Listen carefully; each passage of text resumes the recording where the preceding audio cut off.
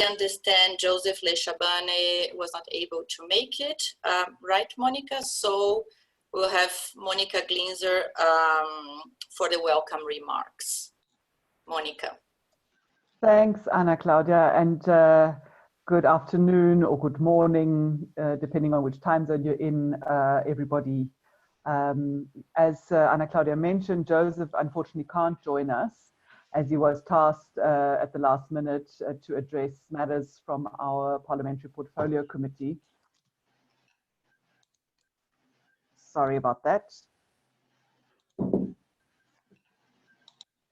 I'm, however, really pleased to be here today. As I was checking people joining the meeting, Ana Claudia has already mentioned that sometimes it feels a little bit like a family reunion.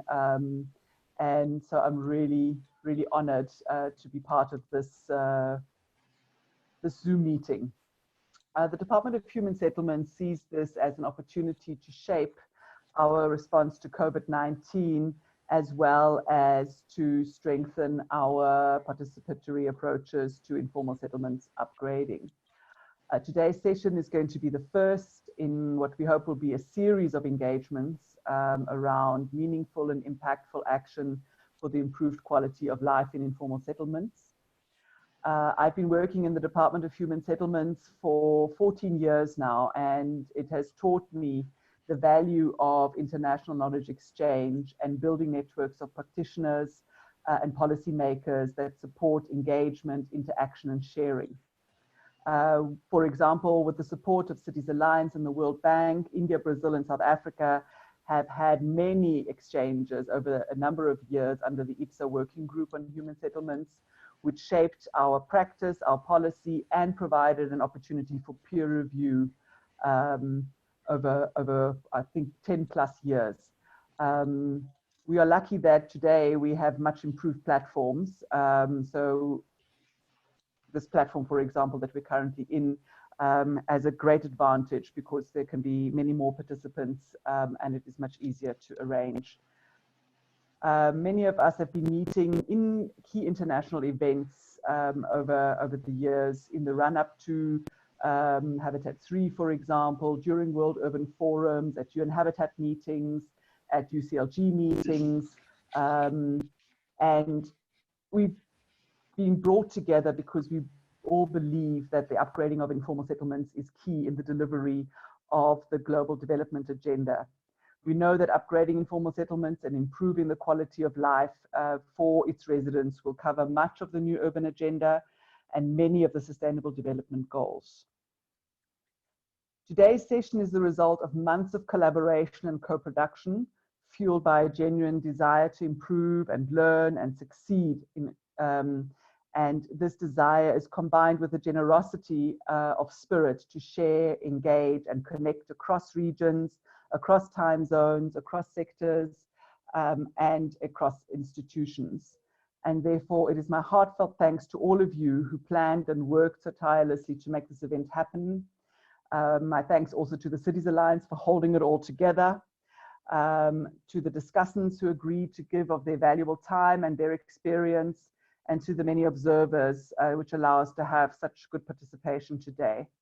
There are 14 partners that contributed to this concept, spearheaded by Cities Alliance and Habitat for Humanity, and it was co-produced with Isandla Institute, PLANACT, CORC, DAG, Center for Affordable Housing Finance Africa, UHPH, ACIJ, Bartlett Development Planning Unit, Global Platform for the Right to the City, Lincoln Institute of Land Policy, the City Support Program, and NUSP. So it's really a great pleasure to welcome you to the first South Africa, Latin America, Caribbean Housing Laboratory Exchange on People-Centered Upgrading. Thank you so much. Thank you, Monica. Yeah, this is how I feel too. A long way to get here. Now I will invite Frederick Kuzambiza, who is the Executive Director at PLANACT, to tell you about the story of this event today. Fred? Thank you. You said I can switch on my camera when I speak here. Right, thank you, Ana Claudia, and good day, everyone. I know we all are different hours of the day. Anyway, this Learning Exchange Lab came out of the discussions that were held at the United Cities Local Government Congress in Durban, in South Africa in November 2019, between the Global Platform Right to the Cities members and the Cities Alliance. The discussion then was more a reflection or a debrief on the presentation that the Global Platform Right to the City had made in one of the sessions at the Congress in Durban, which was about how the new urban agenda supports the right to the city for all at a citywide scale using different methods. And one of the methods is the rearrangement and upgrading of informal settlements, saying that informal settlements are a big part of cities in South Africa. It was agreed at that meeting that we are having that the underpinning aspect of exploring methods around rearranging informal settlements was to have the people that are affected or who reside in these settlements be central to the entire planning and implementing process that we were talking about then. So it was thought a good idea that Cities Alliance supports Global Platform Right to the City, NGOs in South Africa, to hold a webinar to improve, and of course the South African government, to hold webinars to improve practice around this subject in South Africa, and also on the African continent. We thought it would be good to extend it to that region, and perhaps also link it to other international experiences by learning and sharing information. That's why we have a number of people from other continents.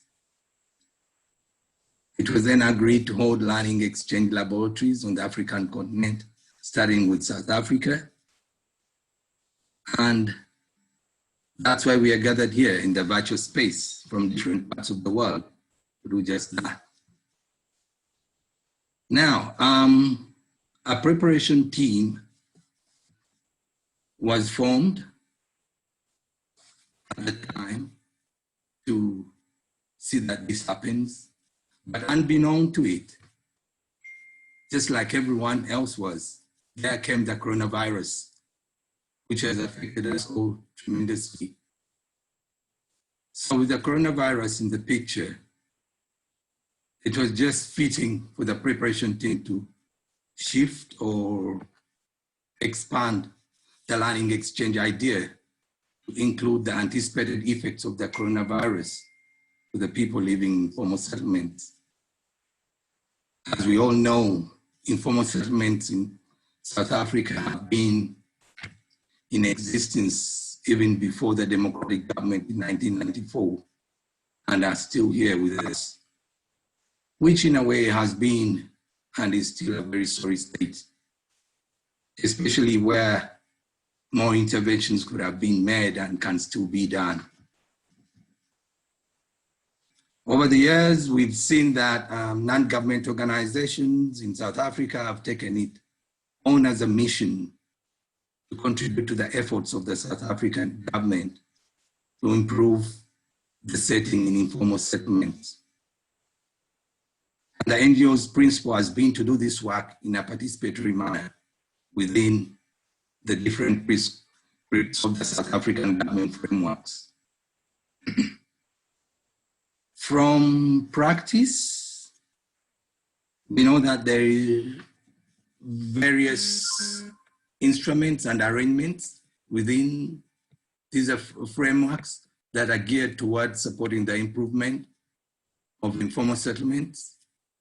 For example, we have the Upgrading Informal Settlements Program, the People's Housing Process, or the Enhanced People's Housing Process, the Informal Settlement Support Program, and a few others, which are supposed to be supported by different avenues of government resourcing that was put in place to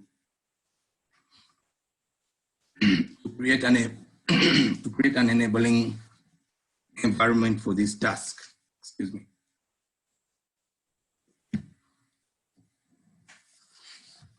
Given the structural inequalities that are prevalent in South Africa, the question is, which I suppose the four that we are going to be using come from, the question is whether the available instruments are adequately backed up by capable regulatory and implementing systems that we have in South Africa. Where we are right now, policy framework from previous and recent years has been brought forth for review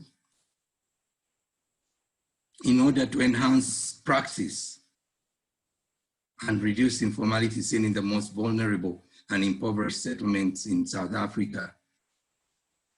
I feel that some of the aspects we need to note now are that the processes we are dealing with are not linear at all. The settlements or communities in these circumstances are not homogeneous. And the conditions we are faced with are not static, as we have seen with the dawn of the coronavirus, amongst other factors. So with these conditions, NGOs have noted that strong constitutional capacity regarding governance and implementation, coordination and vertical and horizontal partnerships amongst role players is imperative.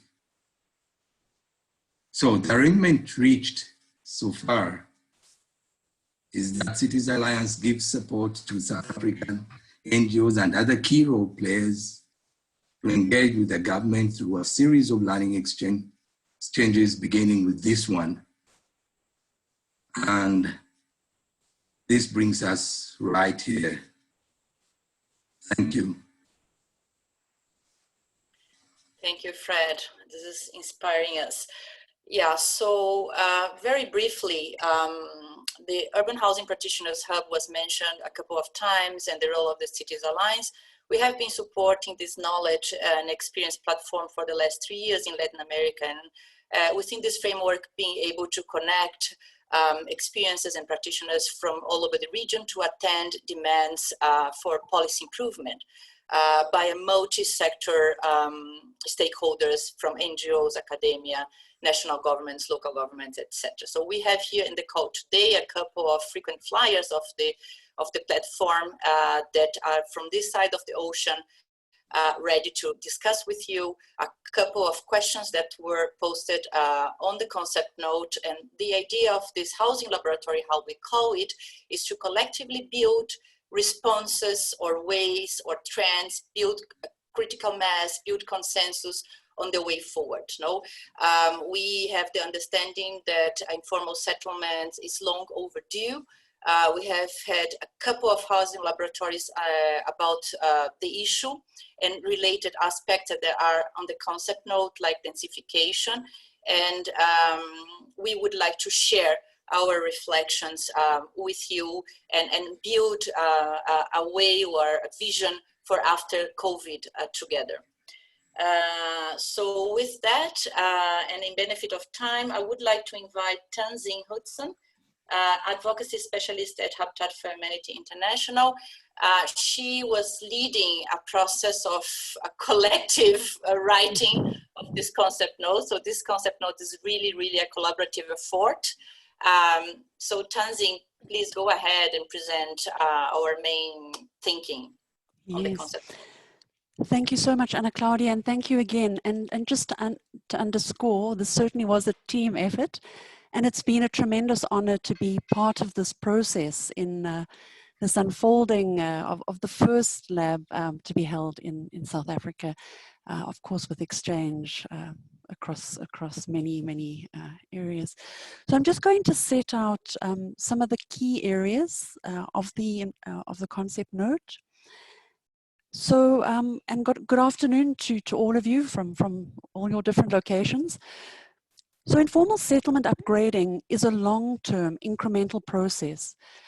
But with the unfolding of the COVID-19 pandemic, there has been an additional urgency which has opened up the opportunity for more focused and targeted dialogue towards appropriate informal settlement upgrading responses. I think along with many of you, there's been a recognition that the COVID-19 virus or disease has more than anything shone the spotlight on the issue of housing and in particular informal settlements.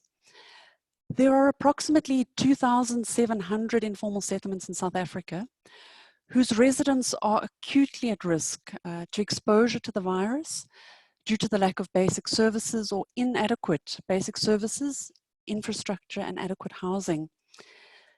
The policy environment in South Africa is conducive, and in fact informal settlements are captured in a number of policy frameworks, and importantly in the National Development Plan and spatial planning legislation. Responses to how to address the COVID-19 virus in informal settlements have, however, diverged. This has become apparent in the process of deliberations among those in the sector, including government, and of course CSOs and academia and others. The Department of Human Settlements' response is founded on an approach to de-densify settlements and thereby reduce the spread of transmissions and exposure by communities and further vulnerability to the disease. CSOs have captured their response in a position paper that sets out their concerns and the need for deep processes of engagement, participation, and facilitation. So to ensure that social bonds, which are a key strategy for survival and subsistence, are least impacted and least affected.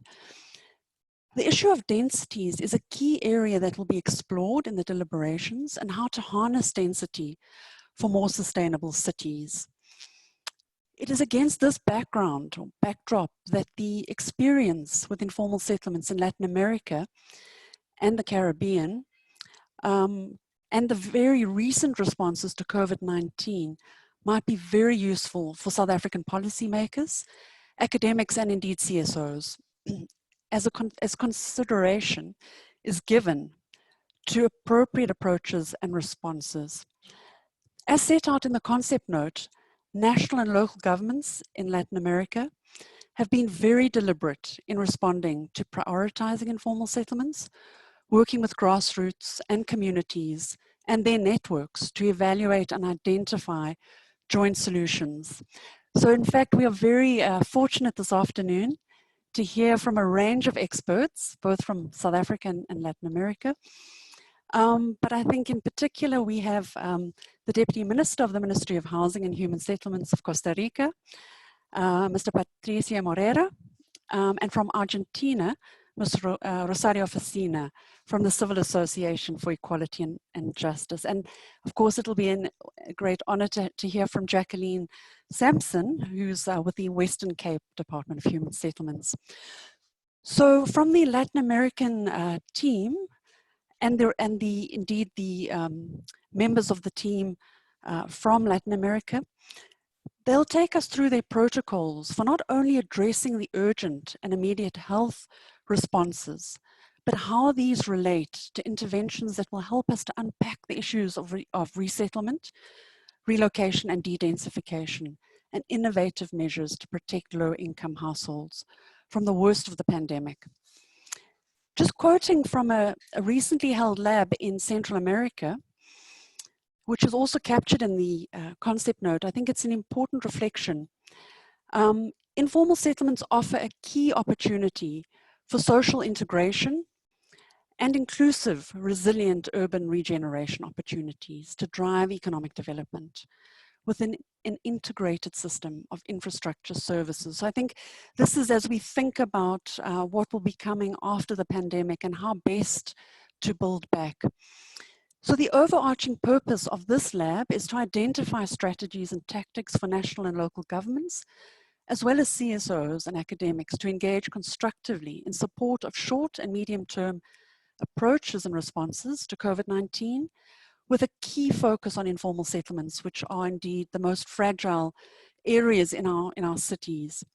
I think it is also worth reflecting on the urban nature of pandemics and how this brings into focus the need to ensure strong city governments and a robust local governance response. In our deliberations in the run-up to the development of this concept note and indeed to this housing laboratory, there was a sense that action at this level and actively capacitating and providing an enabling mechanisms for strong governance at this level must be prioritized. So before I go to the questions, I think there's a very strong normative aspect to this process, which has also been part of our reflections. And it's certainly founded and based in a human rights approach. And so certainly the right to the city has been at the forefront to shape the production of social and environmental justice in the city. So this lab, I think, as many have said, is certainly the, so this lab is really the first with a focus on Africa. And it is indeed anticipated that there will be at least 2 more editions, possibly one later this month, and certainly one in June. So I suspect the questions may be able to be put on the screen, but I'm certainly just going to run through them very quickly. We identified 4 key areas. And the first really is a focus on the COVID crisis. And have your policies and programs, now we're thinking particularly in LAC, that have been targeting informal settlements informed your approach to the crisis, the health crisis? And to what extent do you think they have helped or strengthened your interventions to date and possibly preempted and created that enabling mechanism, which I think we're going to have to think very carefully about going forward in the event of further emergencies? The second question, as I've alluded to earlier, is around density and really trying to understand this phenomenon. So responses include de-densification and resultant relocation, including temporary housing, among other measures, to address health concerns. So what can be learnt from approaches that have been implemented in Latin America in addressing density? I think this is going to be something that we're really looking forward to hearing from.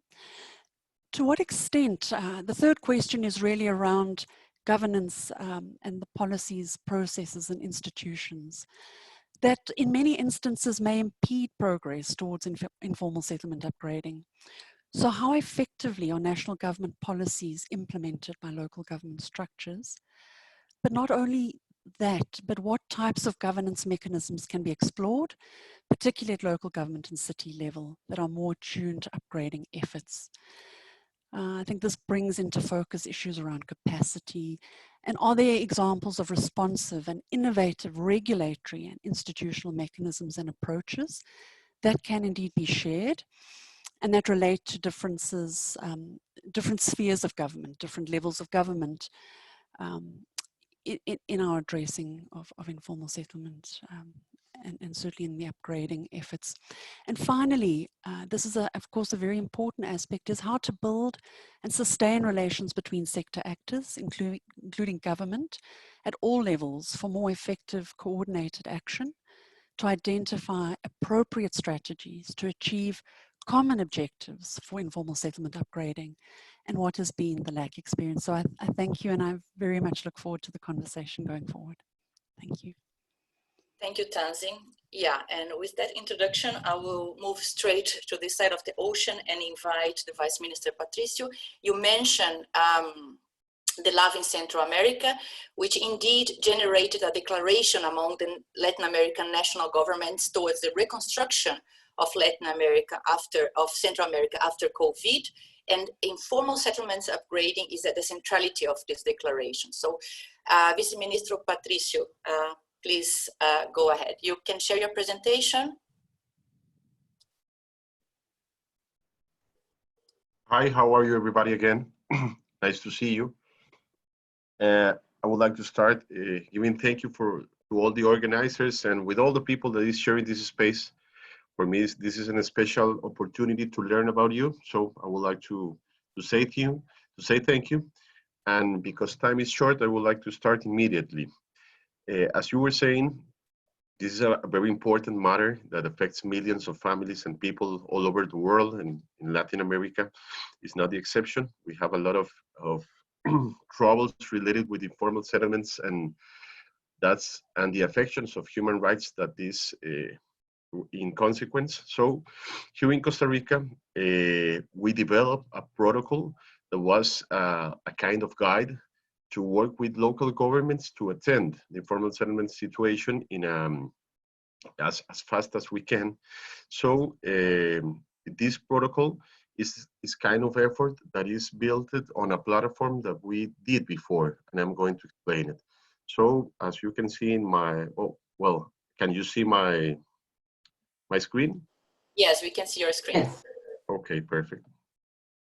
I would like to start with some lessons. I would like to start with the end because it's important, like, to remark the main ideas of our learning, and because we would like to share it with you and to have some recommendations or questions or suggestions that can be useful for us to guide this work.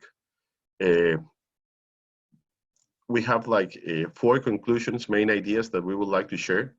The first one is that work in informal settlements is determined by socioeconomic and territorial capacities of each country. So it's very important to work through networks. We need to build and to strengthen our networks all over the country, with communities, with local governments, with private sector, with academy.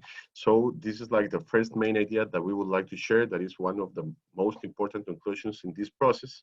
The second one is that coordination and planning are crucial as they are chaotic. Hence, there's a basic premise: move forward. I mean, we need to achieve goals. We need to achieve big goals, short goals, but keep moving forward. So that's a second main idea that is very important. The third one is that use available information as well as social networks to optimize scarce resources throughout complexity. We need to prioritize. This is very important because we all confront reality that we have many necessities and less resources. So it's very important to have data, and with data, take data-driven public policy with priorities that are clear. And the fourth is to stop and breathe. This is very important because we're moving so fast. We need to attend this crisis, and we receive a lot of information. This online work has some consequences in the quantity of work, I think. And because of that, we are always talking, always connected, always listening. And sometimes we need to stop, we need to breathe, because we need to remember that everything that we are doing right now is going to impact the long term. And because one of the most important things for us here in Costa Rica, but maybe this can be for the others too, is that the long term is the most important. I mean, we need to do things that can contribute with the long term development of our country and our communities. So related with these 4 conclusions, we are focusing now in some next steps that we are already developing, like for the last 4 weeks maybe. And the first one is that we need to bring all the geographic information as updated as possible, as fast as possible also.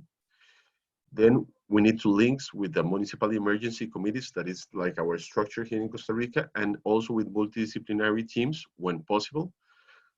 Academy has a role here that we need to get in contact with the experts that can help us, that can bring us some quick information or quick recommendations. The third one is that coordination with community leaders is very important. data is important, but we need to complement it with communication with community leaders. And this is also an opportunity to circulate it, for circulation of official information and communication of urgent needs. That's how we can work as institutions that respond, that are responsive for the people's needs. And the fourth is to design an implementation of good practices in accordance with the identified priorities. I mean, of course, we need to connect data and communication with the people with solutions. So some examples that now we are implementing here in Costa Rica. Yesterday, we began a building and construction program in an urban county in the rural area of Costa Rica that is next to the north part of the country, where we have a lot of migration from Nicaragua. And this program is like a $2 million intervention that is not only going to impact the conditions of this poor community, but also is going to bring employment for the community, and it's also going to develop capacities for adaptation to the climate change. So I think that one of the most important things is that we need to focus our investment in things that can have many impacts. And another thing that we are going to launch this Friday, it's coming soon, is that we have a subsidy here in Costa Rica that is focused on qualitative conditions of housing. We redesigned this program, and we are going to put it on the table on this Friday.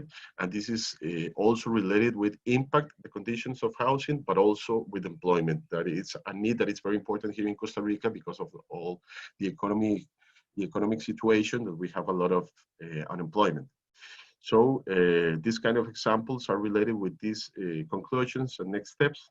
And to explain you a little bit more of what we are talking with this protocol that we developed. Of course, this protocol is related with people that is living in informal settlements.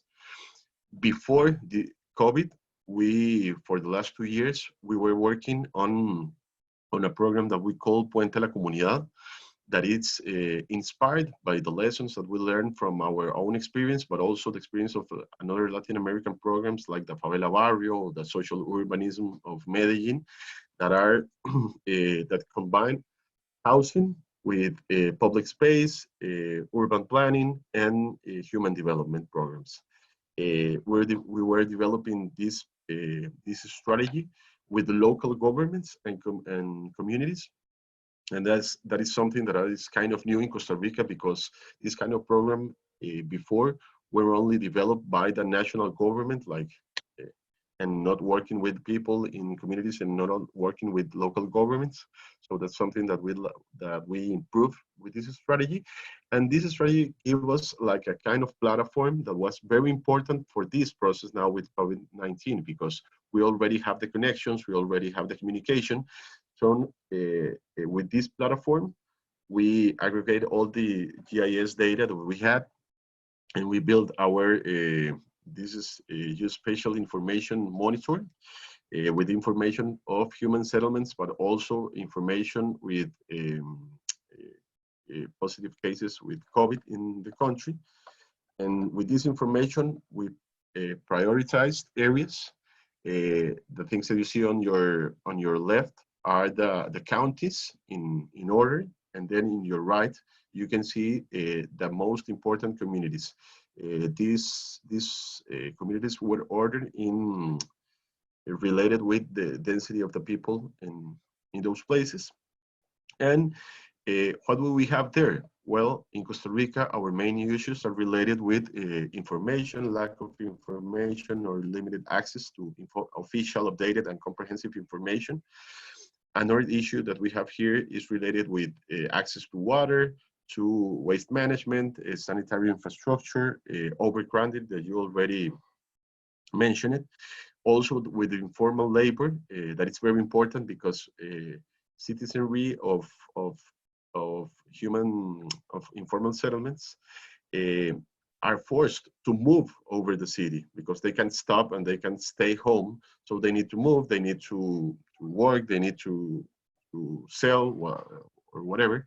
So this is very important because for mapping in the city, we need to see the zones that we have more, that we need to prioritize to manage the risk. And then we have a lot of troubles with the domestic violence and gender violence. So related with these issues, we built our strategy in 4 lines. The first one is to consolidate a territorial network, like a core team. This core team is working with the local parts that has, and they have in the local governments to develop what we call local action plans that are inspired in these public policy guidelines that we develop in this protocol that I already mentioned. And this protocol should be communicated and developed also with the local leadership and the community participation. How we do that? We do this where we conform like a territorial network. At the first time, we structure a core team with the main institutions that are related with the leadership of the emergency. Then we build also an extended team that is related with local governments, but also with some other advisors. Then the local teams of municipal staff or volunteers, we have these WhatsApp groups and we have these like a very agile teams for working in all the prioritized communities. And of course, communities, the integral development associations, local and neighborhood committees, religious associations, co-ops, foundations, private sector, etc. With this territorial network, we already have 25 actions to be implemented by the core team and the extended team, and also 14 formulated plans, 19 municipal links, 11 local teams. This is developing, and I think that we already increased these numbers, but for you to have like an idea what we are doing here. The actions plans have like 2 parts. One part is related with prevention and the other part is related with response. And here we specify some of the actions that we have in those lines. It's very important to content like the problem before it comes to an informal settlement, but also we have to be prepared of what we do if we have a positive case in a county. And for guide like this work in these 2 lines, we develop like the main guidelines, 5 main guidelines. The first one is the formulation and implementation of local plans of first response for COVID-19 in informal settlements. The second one is prioritization in the attention of vulnerable populations that inhabit informal settlements. The third one is postponement of evictions processes in informal settlements. The fourth one is capacity building and monitoring of staff in charge of action plans in informal settlements. And the fifth, implementation of metrics, as well as monitoring and evaluation systems of implemented actions. These guidelines have been very important for us to guide our work. Now, as I told you, we are every day communicating with all the local governments and in some cases with communities to share like information. And inspired in this kind of guidelines, we would like to share our experience because, as I told you at the beginning, we would like to know and we would like to understand what you are doing in other places and what we can learn for our processes, because this is so fast. And as I told, it's very important to move forward, but it's also important to see the long term.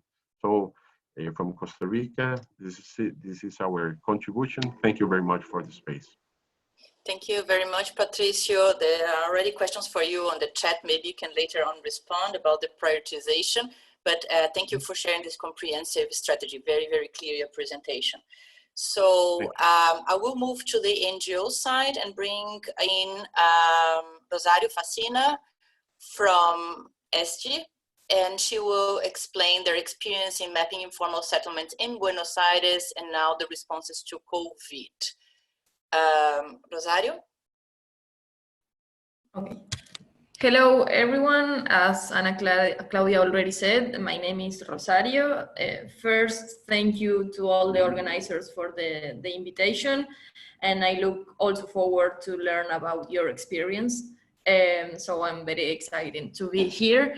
I'm going to share my screen. Just give me a second. And I have a presentation. Yeah, it's there. Okay. So as Ana Clara already said, I'm from ACIJ. It's a civil association. It's called Civil Association for Equality and Justice. And I'm going to present to you the experience of a web platform called Caminos de la Villa, that it's like something like Path of the Slum in English, that is promoted by ACIJ in Buenos Aires, that aim to make visible the problems in slums and to promote urban improvements in slums. And now is helping us and helping the local government to see how the COVID situation is affecting slums. So first, I would like you to introduce you some facts about the informal settlements in Buenos Aires. In Buenos Aires, almost 10% of the population live in what we call villas, that are slums or shanty towns. And these villas are deprived of basic benefits and human rights, like the access to drinking water or being recognized as formally as owners of their own lands. Also, the slums in Buenos Aires are stigmatized places, although they are highly organized in a social way, and they need for a collective effort for getting what in the rest of the city is resolved by the state. So knowing this, in 2014, we added another problem, and is that the slums were invisible to the official maps of the city. So they were also invisible for the rest of the city in a symbolic way, like in the cartography of the maps and in the city maps. So they weren't recognized, the slums, as part of the city in terms of public policies, but also they weren't recognized slums as part of the city literally in the maps. So when you enter to the maps of the slums, you see, or you saw, because, well, now it changed, but you saw this, but the reality was quite different and was this one. So to turn, I'm just checking the time. So to turn this into this, we map all the slums in Buenos Aires with the GPS and with the local communities. And then we provide the neighbors a digital tool so they can see their maps and use their maps as they wanted to, but also where they can, like, geo-referencing and monitoring public work in slums, and geo-referencing and complaints about the public service and require for public information. So in this way, we can have like a way of making visible the reality in slums, and to advocate for the government to reverse this condition of inequality that they were living. So we launched this first version of Caminos de la Villa, or Path of the Slums, as you wanted to call it. And it was like a hit in the slums and did a very good change in the reality of making visible what was invisible back then. But in 2016, 4 slums upgrading were announced. So in that context, with another 80 organization, we wrote a kind of like a manifesto of 10 things that we thought that should be fulfilled to say that the process of slum upgrading was successful. And we launched this agreement for the urbanization of slums, or agreement for the slum upgrading.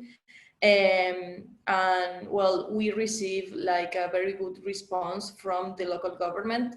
And we also, in this context of this agreement for the urbanization of slums, and the context of 4 slums being upgraded, we launched this new platform of Caminos de la Villa, and we transformed this platform into a one that allows neighbors, and using, of course, the maps that we already create with the community, that allows neighbors to check what the government was doing in now, and is doing, because the process are in progress, is doing in the neighborhoods, and to see how these slums upgrading are progressing based in indicators that we made by based in the agreement of the slum upgrading.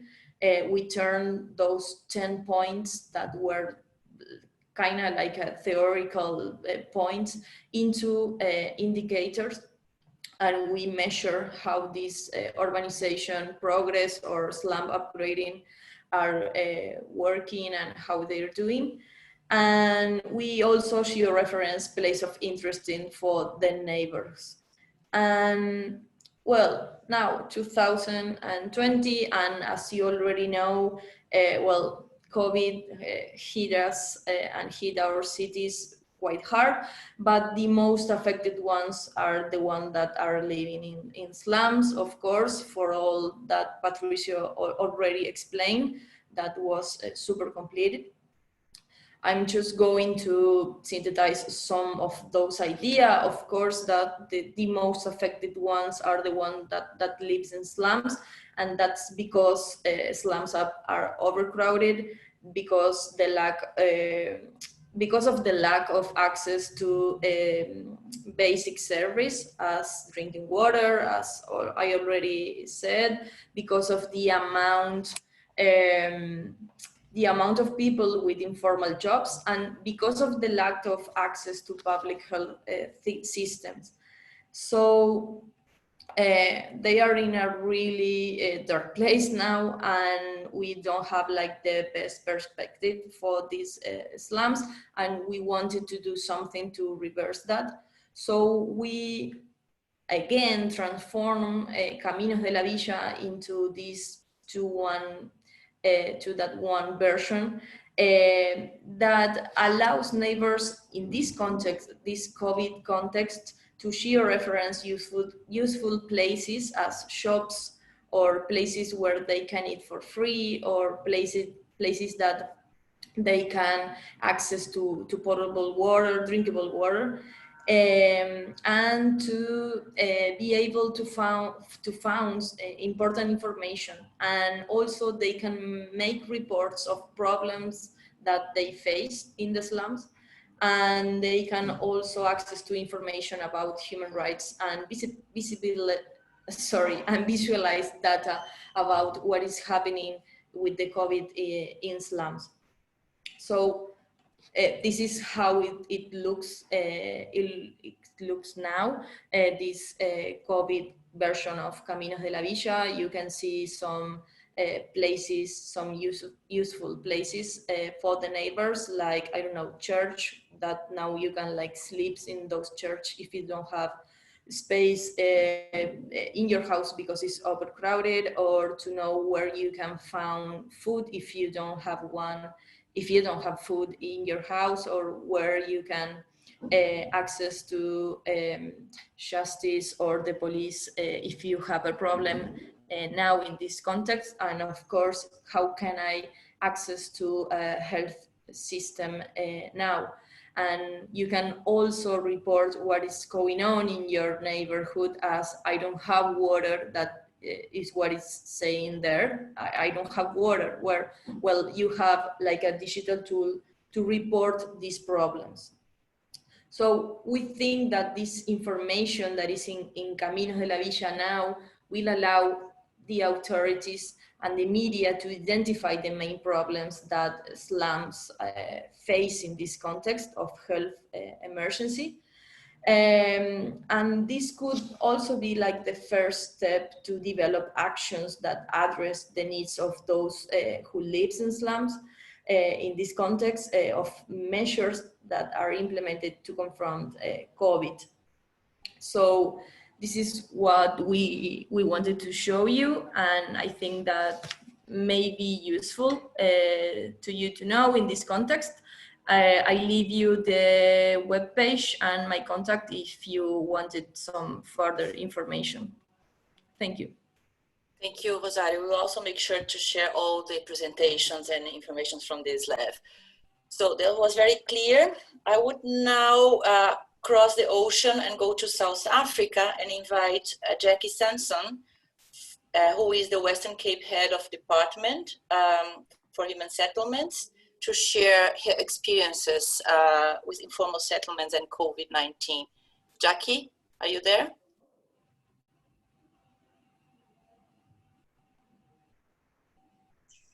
Good afternoon, everyone. Yes, I am here. I've got some connection problems. I'm working on 3 devices and not one of it will give me the presentation.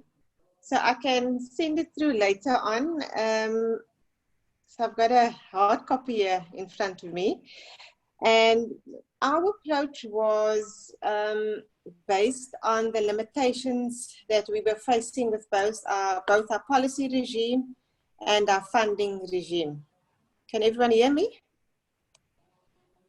Yes, Hello? we hear you very well. Sorry. We hear and see you very well, Jackie. Screens are frozen here. So what we've done is we looked at the, firstly, what the policy context limitations are. And obviously it's your policy or your funding is always linked to a policy.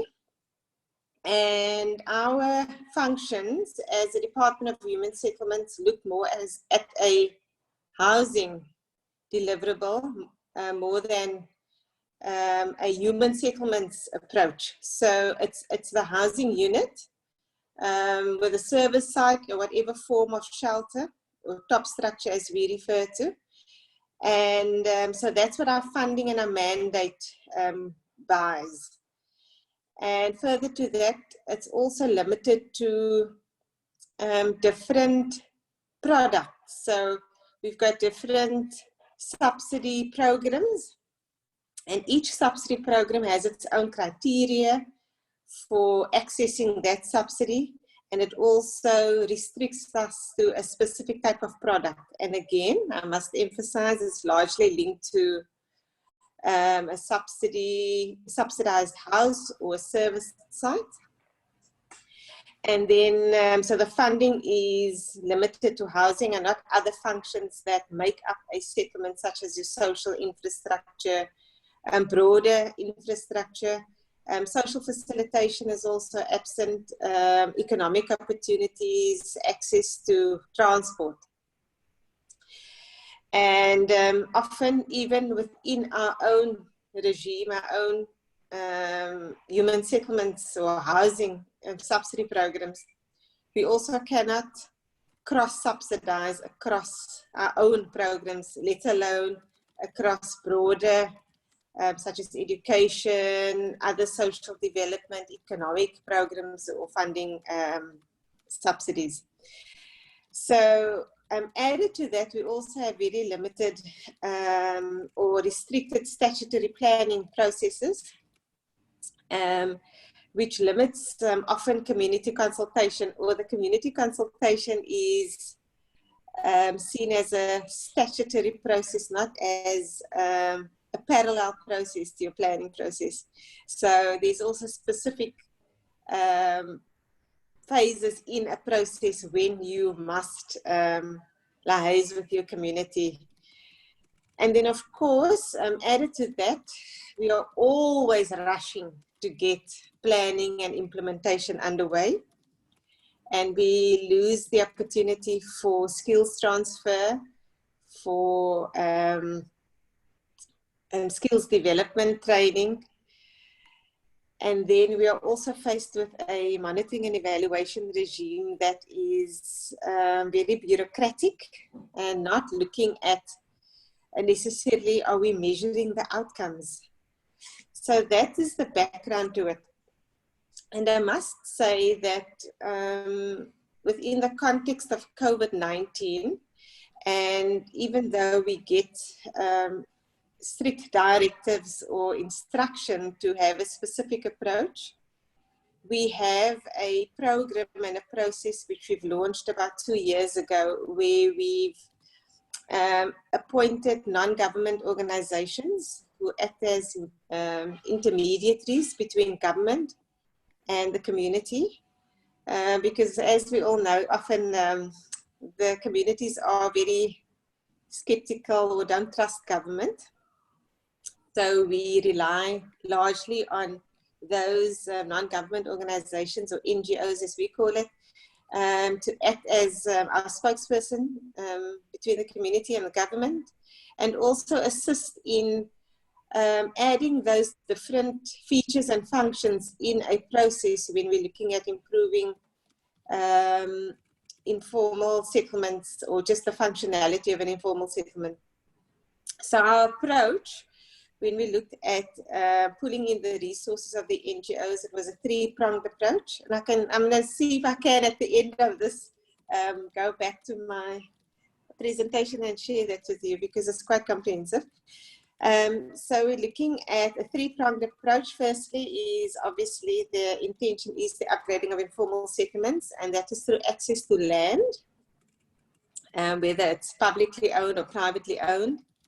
Services, and I talk about the broad spectrum of services that make up a settlement, a functional settlement, such as your economic sector, educational, your social and public facilities, hard and soft landscaping in a settlement. And then of course we follow more incremental housing approach. So we start at a base and ensure that people have firstly adequate access to basic services. The second prong in the approach is the overall enhancement of the quality of life and active citizenship. So as a basis, in our process, we ensure that the community, the beneficiary community, other affected communities are actively participating in the planning and implementation process.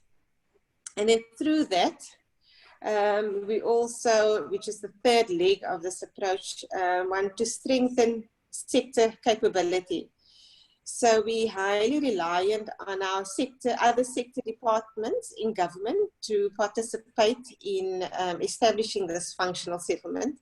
But we also see the community, private sector as our resource base to strengthen the sector capability. So it's not just government on a community, but we also see our private sector.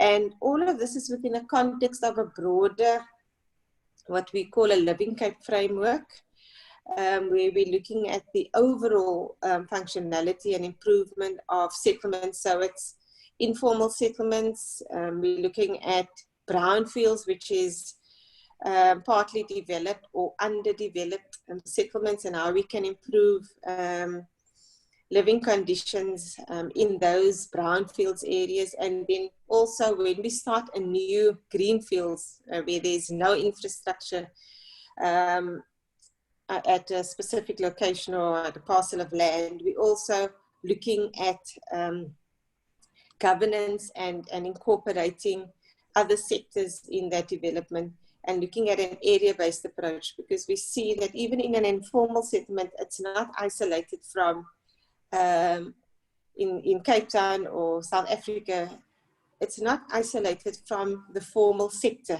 and there is interdependencies. And so when we look at the services or the functions that the intermediaries, the NGOs will offer, there's somewhat, I would say, about 15 different functions. And most of it, I think probably 30% is covered in our subsidy programs. So we had to adjust our own regime to ensure that we fund the other services, which includes the community facilitation and mobilization, data collection, collation of community information, conflict mediation. So some of those functions are not covered in our subsidy. It's not part of the suite of functions that our subsidy programs fund. So we had to, within our own department and across different sector departments, look at how we can fund the different services and the functions to ensure that we do actually establish a functional settlement. And yes, so there was quite a bit of adjustments made by us. And then just to come back to the specific questions on COVID-19. So we're looking at, there's a lot of criticisms against the reblocking or the de-densification. And it's all often semantics. But we see the improvement of some of the settlements would require de-densification and resettling of some of the households out of those settlements to improve the functionality of the settlement. And obviously that has to be done with sensitively, and we don't want to use COVID-19 and this period that we are in now to suddenly relocate households. It must all be done with the community and also a practical long-term solution. So in Western Cape, and we are highly criticized by our national department and often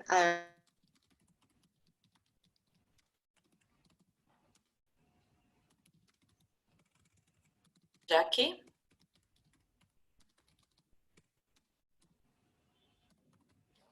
Jackie?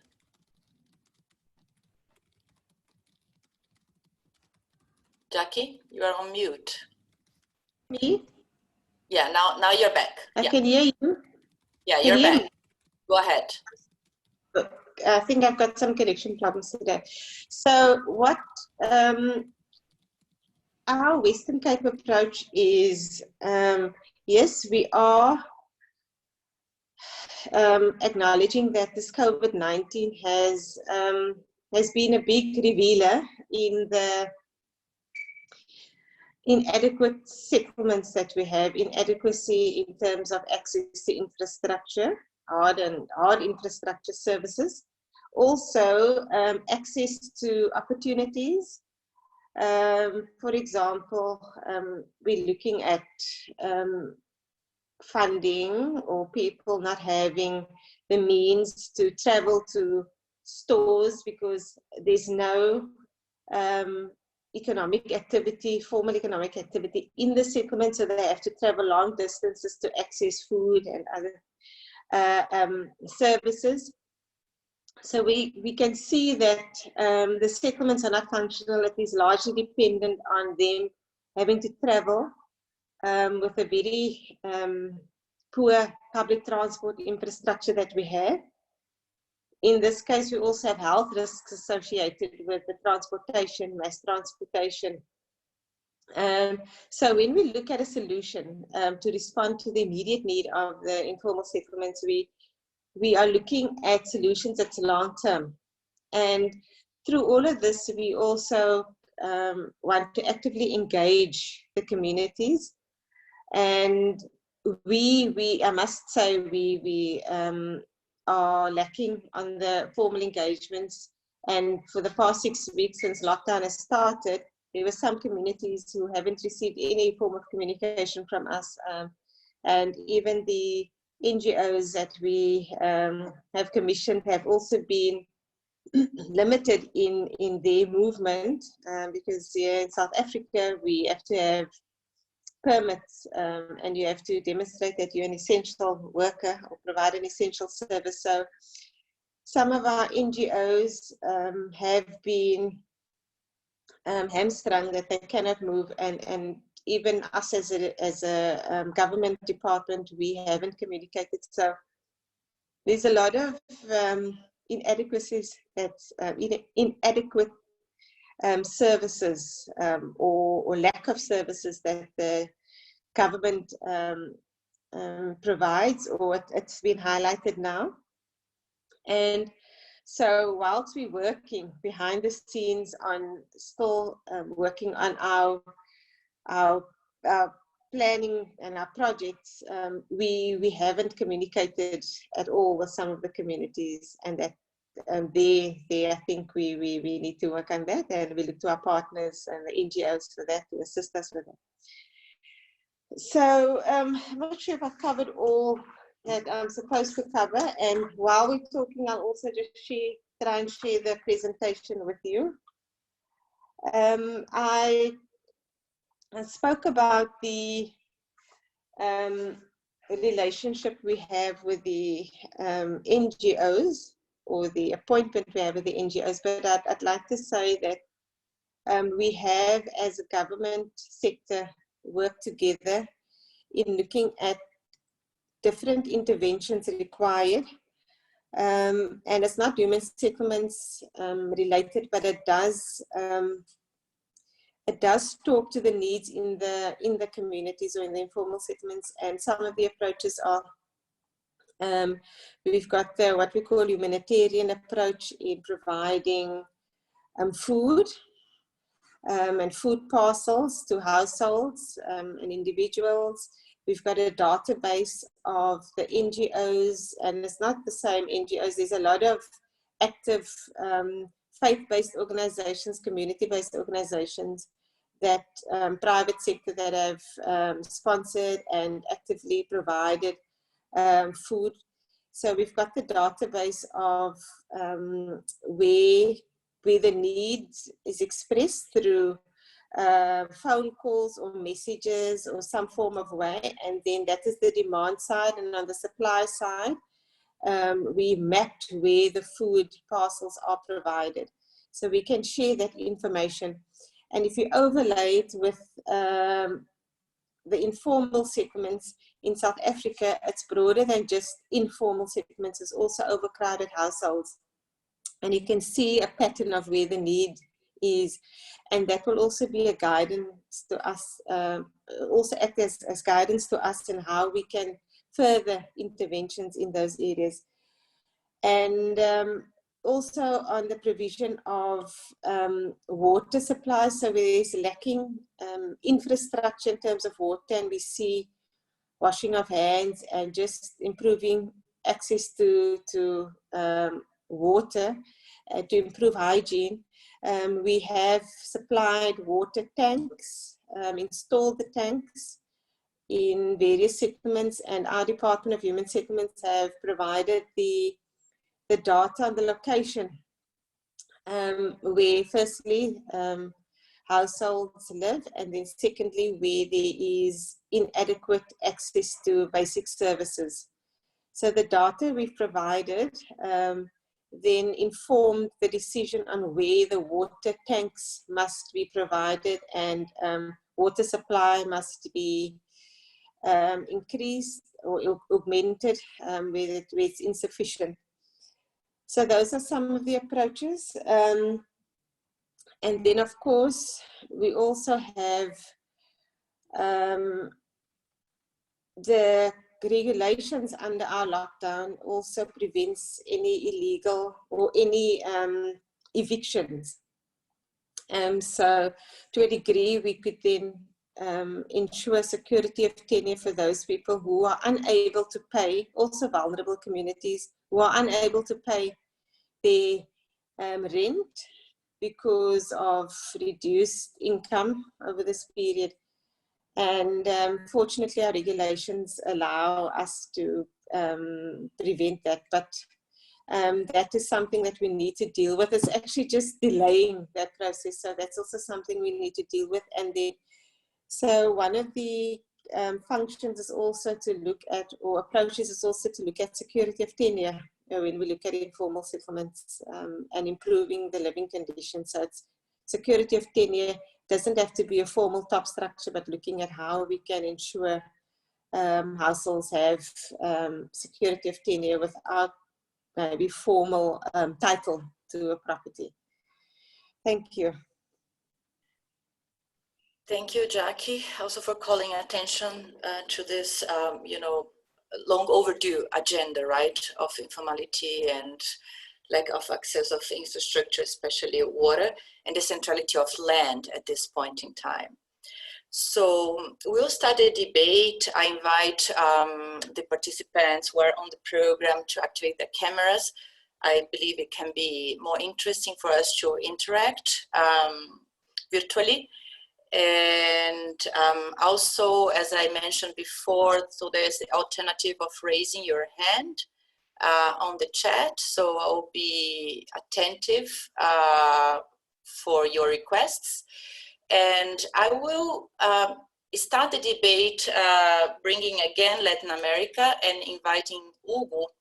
Hugo works for the Ministry of Housing in Colombia, and they are the presidency of MINURVI, the regional Association of National Governments. They have been mapping what governments are doing in response to COVID. Maybe, Hugo, you can start the debate sharing a little bit about what's going on here in Latin America.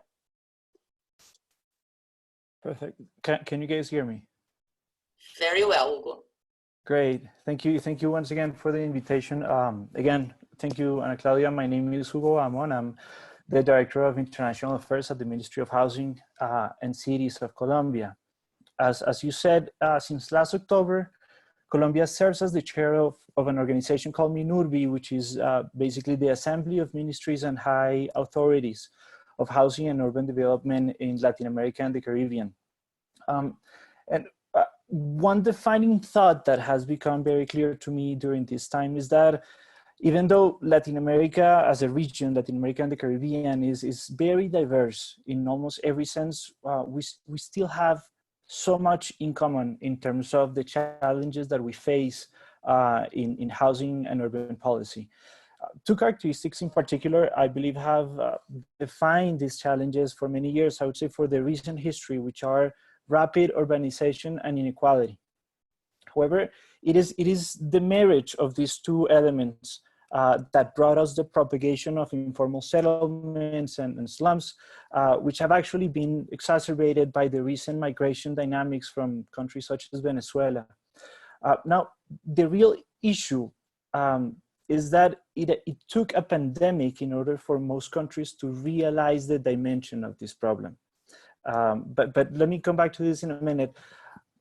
COVID-19 has impacted every dimension of society. And most Latin American countries, fortunately, have responded quite rapidly and effectively to these rising challenges, as for example, in Costa Rica and Argentina and Colombia, and many countries have actually shown a lot of leadership in these matters.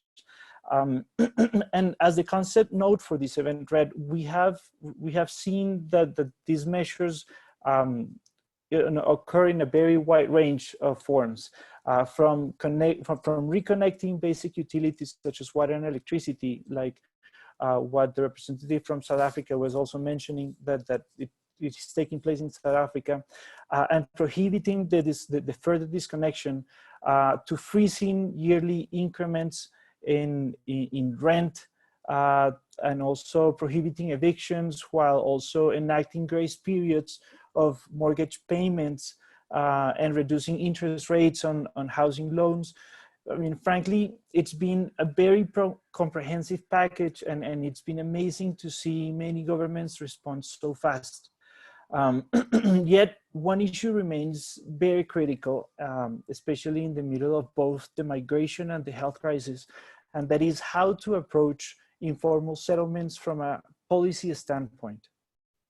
In that sense, Latin America and the Caribbean is still very much, the region is still very much a laboratory where different measures are being explored. most housing and urban development packages in Latin America and the Caribbean do incorporate in one way or the other interventions on informal settlements. And again, the range of these approaches is very extensive, from quote unquote legalizing and formalizing neighborhoods and houses that meet a specific criteria in order, to make them eligible to be part of the programs of the national programs or local government programs, to interventions to de-densificate these territories in the face of COVID, which often result in targeted relocations. At a macro level, all of this is also often complemented by formulating appropriate land use plans, or actually updating them when necessary in order to help mitigate future cases of informal settlements. But with all that said, I mean, we in the region and I guess representatives from countries in Latin America who are present would definitely agree that we are very still far from a panacea or a final solution. It is particularly concerning still that most of these interventions on informal settlements actually have a very slow implementation. And this is because Latin American and Caribbean governments recognize that there is a balancing act between attending to these vulnerable communities and actually generating a perverse incentive on furthering these type of settlements. But while that debate, it's been waged, the truth of the matter is that the current emergency has prompted governments to reconsider the urgency of tackling these challenges. We agree that we have realized that attending to these very fragile communities can no longer be postponed, not when housing is an essential element in a strategy based on social distancing and asking everybody to stay at home. And so basically that's where we are today. And I'm actually very, very glad that we are part of this conversation. To echo the Vice Minister's Morera from Costa Rica, to echo his words, this is also a great opportunity for us to learn about the South African experience and to learn about other experiences in the international scenario. So before I finish, I just want to again thank you for the invitation and for generating this type of spaces, which are incredibly useful, especially now during the emergency. Thank you. Thank you, Hugo. Yeah, I don't know if the audience knows, but we have been implementing Slum Upgrading programs in Latin America for 40 years. And still we do have a prevalence of around 30% of the population living in informal settlements in the region. Yeah. So Miriam? Thank you, Ana Claudia, and thank you very much for those really insightful presentations. I just want to make some comparison. I know it's probably a bit unfair, and it's partly driven by a sense that, the grass always looks greener elsewhere. So when I hear the story from Costa Rica, I get very excited about the extent to which you've developed a protocol and coordination mechanisms, and a clear, articulation of different types of intervention that can guide the response, particularly now in terms of COVID-19, but also locating that then within a short to medium and longer term trajectory.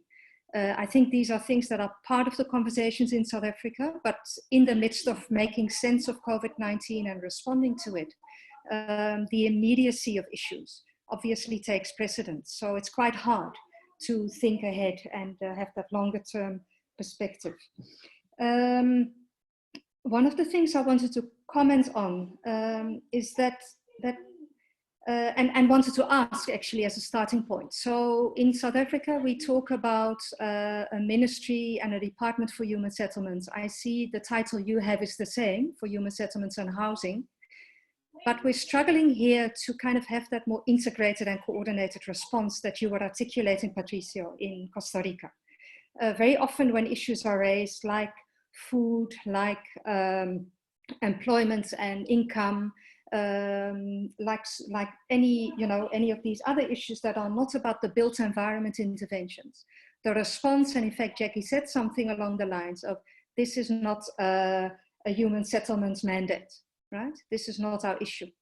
And the challenge is around coordination. I see you've developed a broader structure that brings in different sectors in a much more coordinated way. Here, I think the challenge really has been around a much stronger silo mentality, where mandates and responsibilities are linked to particular portfolios and departments, but it's very hard to then connect those with interventions in space, in a particular locality, or in informal settlements more generally. So I don't know if there's any wisdom you can share about how to enable that better. It does seem like even now in the midst of a crisis and emergency, it's quite hard to connect the different parties to have that more coordinated response. And I guess the starting point may well be that protocol that you were referring to that gives kind of a, a common platform and reference point to engage with. I wanted to ask you a specific question in terms of your presentation, because I want to understand whether the language you use is similar, but whether the implication is similar to the South African implication. You were talking about identifying vulnerable groups and responding to their needs in particular ways. I would like to understand what you mean with vulnerable groups, and what that intervention means. Here at the moment, one aspect of that identification is around looking at people who are elderly or have disabilities and prioritizing them for some sort of relocation to what is deemed to be a temporary residential unit or residential area until the tide has turned, and they can either be accommodated in proper housing projects or returned to the informal settlement. So just to understand that better. The last thing I want to note, and that's more of a general point, including also to Hugo perhaps, I'd be interested to see how the money question is coming into the picture.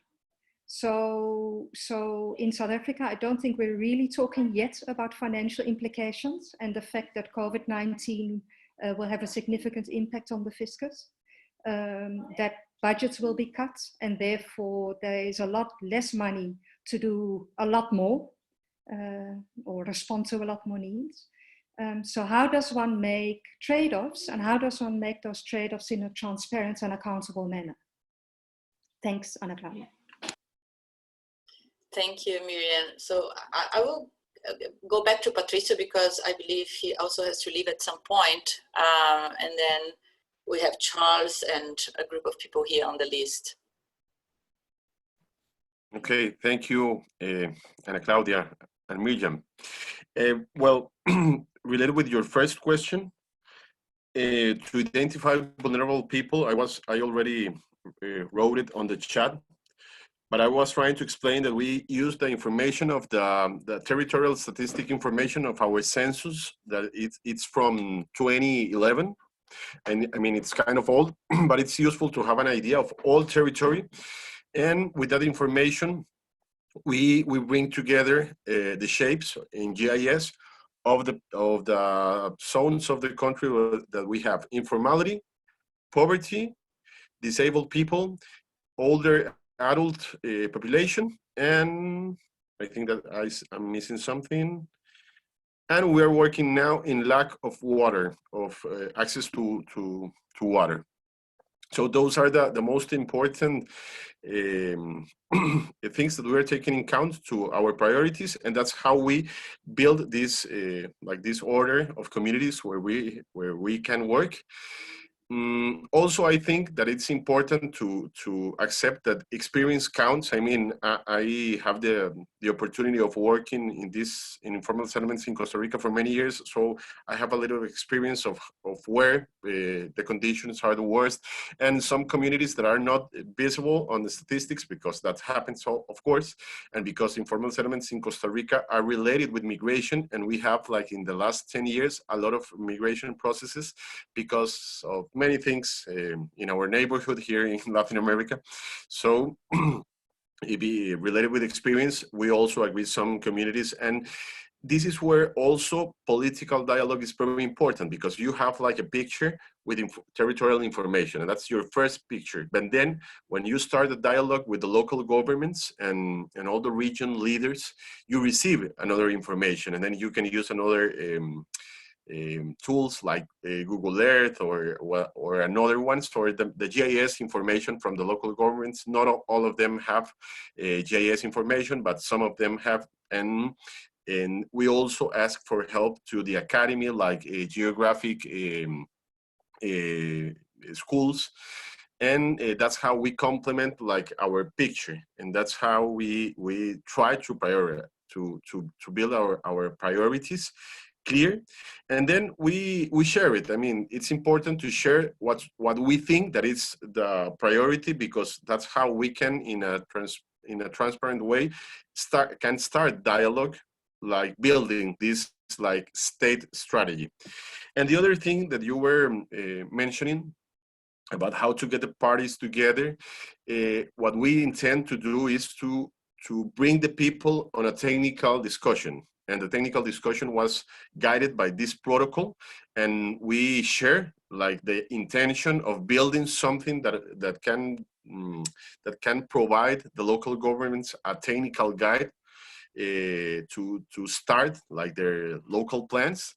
And we have many communication of them and many sessions of working together, building this protocol. We also build this. We also share this protocol with Ana Claudia and many people of out Costa Rica, because we knew that it was important to bring together many experiences and to do it quickly.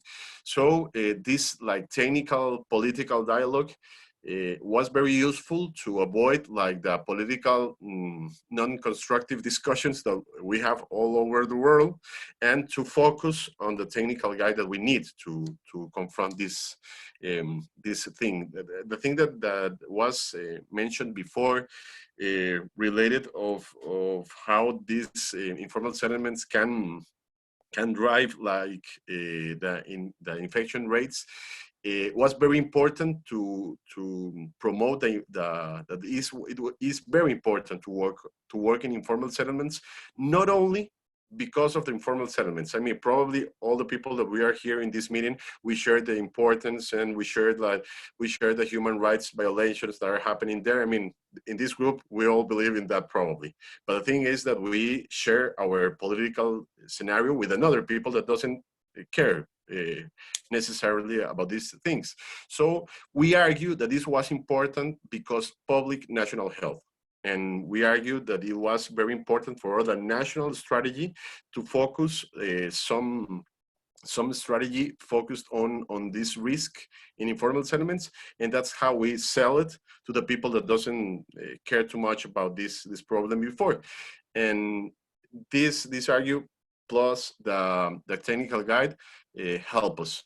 We're still struggling with many parties and many issues here in Costa Rica, and that's why we're sharing our experience, but it's not the only one, and not even the correct one. It's just another experience to share, and that's why we really appreciate this space to, as Hugo said, to learn about you, because here in Costa Rica, something that is particularly is that in the 2012. Costa Rica was the country in Latin America with the lower housing deficit. But since from that year and before, we have an increasing problem of informal settlements. So we can apply the same public policy that we were applying before. I mean, we need to focus in this thing, and that's why we are very interested and working in these priorities. So all the innovations that we can learn about your experiences would be really appreciated. I hope I can answer your questions. Thank you, Patricio. Charles, you want to make a point?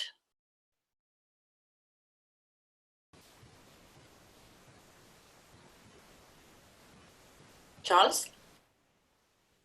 Yeah, we cannot hear you. No. Okay, so let's go to Margarita from Chile, and then we come back to you while we fix your mic.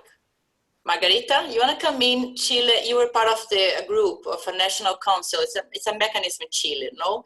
The Urban National Development Council. And you were a part of this group, of this council. It's a governance structure. You represent the universities there. And you have recently worked jointly and launched a policy on density. Can you share a little bit about that to the audience? Are you there? Right here. Are you listening to me? Yeah, we are listening to you. Right. Yeah. Thank you. No, it's the first time I'm doing this Zoom by my cell phone, so I don't know how to, it's slightly different. So sorry if I make any mistakes. Right, thank you, Ana Claudia.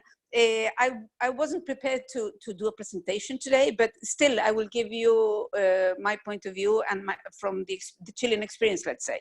I want to start first that the first thing is that all that you've been talking about, the informal settlements policies, are very interesting and very much similar, although in a different timeline, I would say, to our Chilean and Latin American experience, especially the part where you don't see them, which I thought was very interesting, shared by Argentina. But regarding the densification problem that you want me to explain a bit, well, in Chile, as you might know, many of you, we are in a very, very neoliberal approach to everything, not only urban planning. So really urban planning in general is weak. So what happened here was that in an interest of densifying our cities, especially the big cities that had big areas where with well-located places, but somehow weren't being used in all the infrastructure that was there available, there were some incentives from the government to densify through the private sector. And what happened was that, I'm trying to, sorry, I was trying to start my Zoom, yeah, we can see you. but I couldn't. We can see me? Yes, yes. Really? I didn't realize, right. So I'll put a better face. I'll smile at least. Right. You look fine. What I was going to tell you was that what happened was with this incentive to the private market, let's say, is that it went without a strong planning behind it. What happened was some good, but a lot of bad also.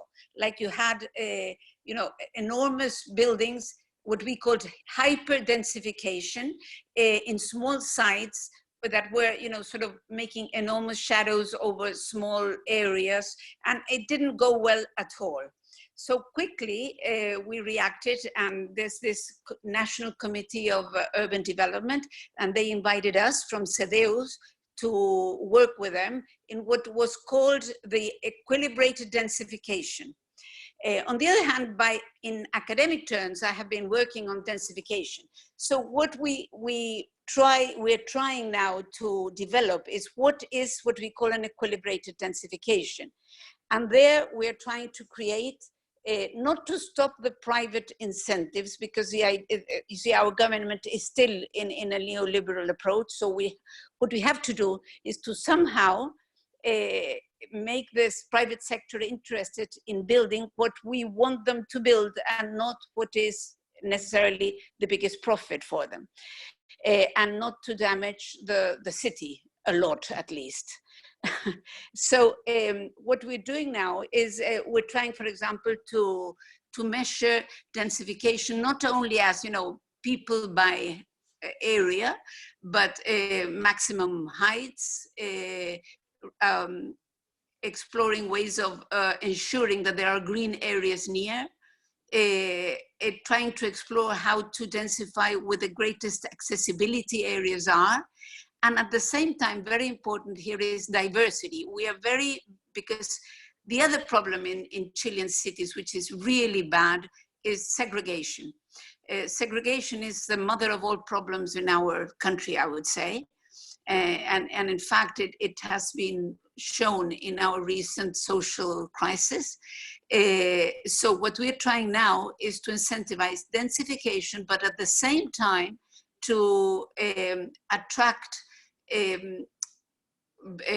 private enterprises to build buildings where social housing can be put in it. I don't know if I express myself. The idea is that they build a building that the country's subsidies can apply for them, so that you get a building where you have social supported housing together with housing for middle or a bit higher income people. I don't know if I managed to explain that simply, but what I can do is, which I have been sharing with UHPH, the documents that we have been preparing in this respect. I don't know if with this I clarified what you wanted, Anna, from me, and I'm very happy to be participating here. Thank you. Thank you, Margarita. Maybe Charles, you already fixed your mic? Can you hear me? Yeah, wonderful. Okay. Yeah, so from the presentation so far, it is quite obvious. So I'm Charles from South Africa, Habitat for Humanity. It is quite clear on the one side, on the other side of the waters, we hear a very much practical approach to the upgrade of slums. And our presentation from the South African side is underpinned by legislative frameworks and policies and funding streams that's in certain boxes. And it would be good to kind of get a sense of how that translates into practical implementation in your countries, and whether you have a similar approach by having specific housing subsidy streams and housing programs and so on. And then also another interesting thing for me would be to understand tenure system, because I do believe of the opinion, if people were giving some form of informal tenure security, even in informal settlements, that people would possibly invest sooner in providing their own shelter. So it would be great to get some comments on that. Okay, David, you want to come in?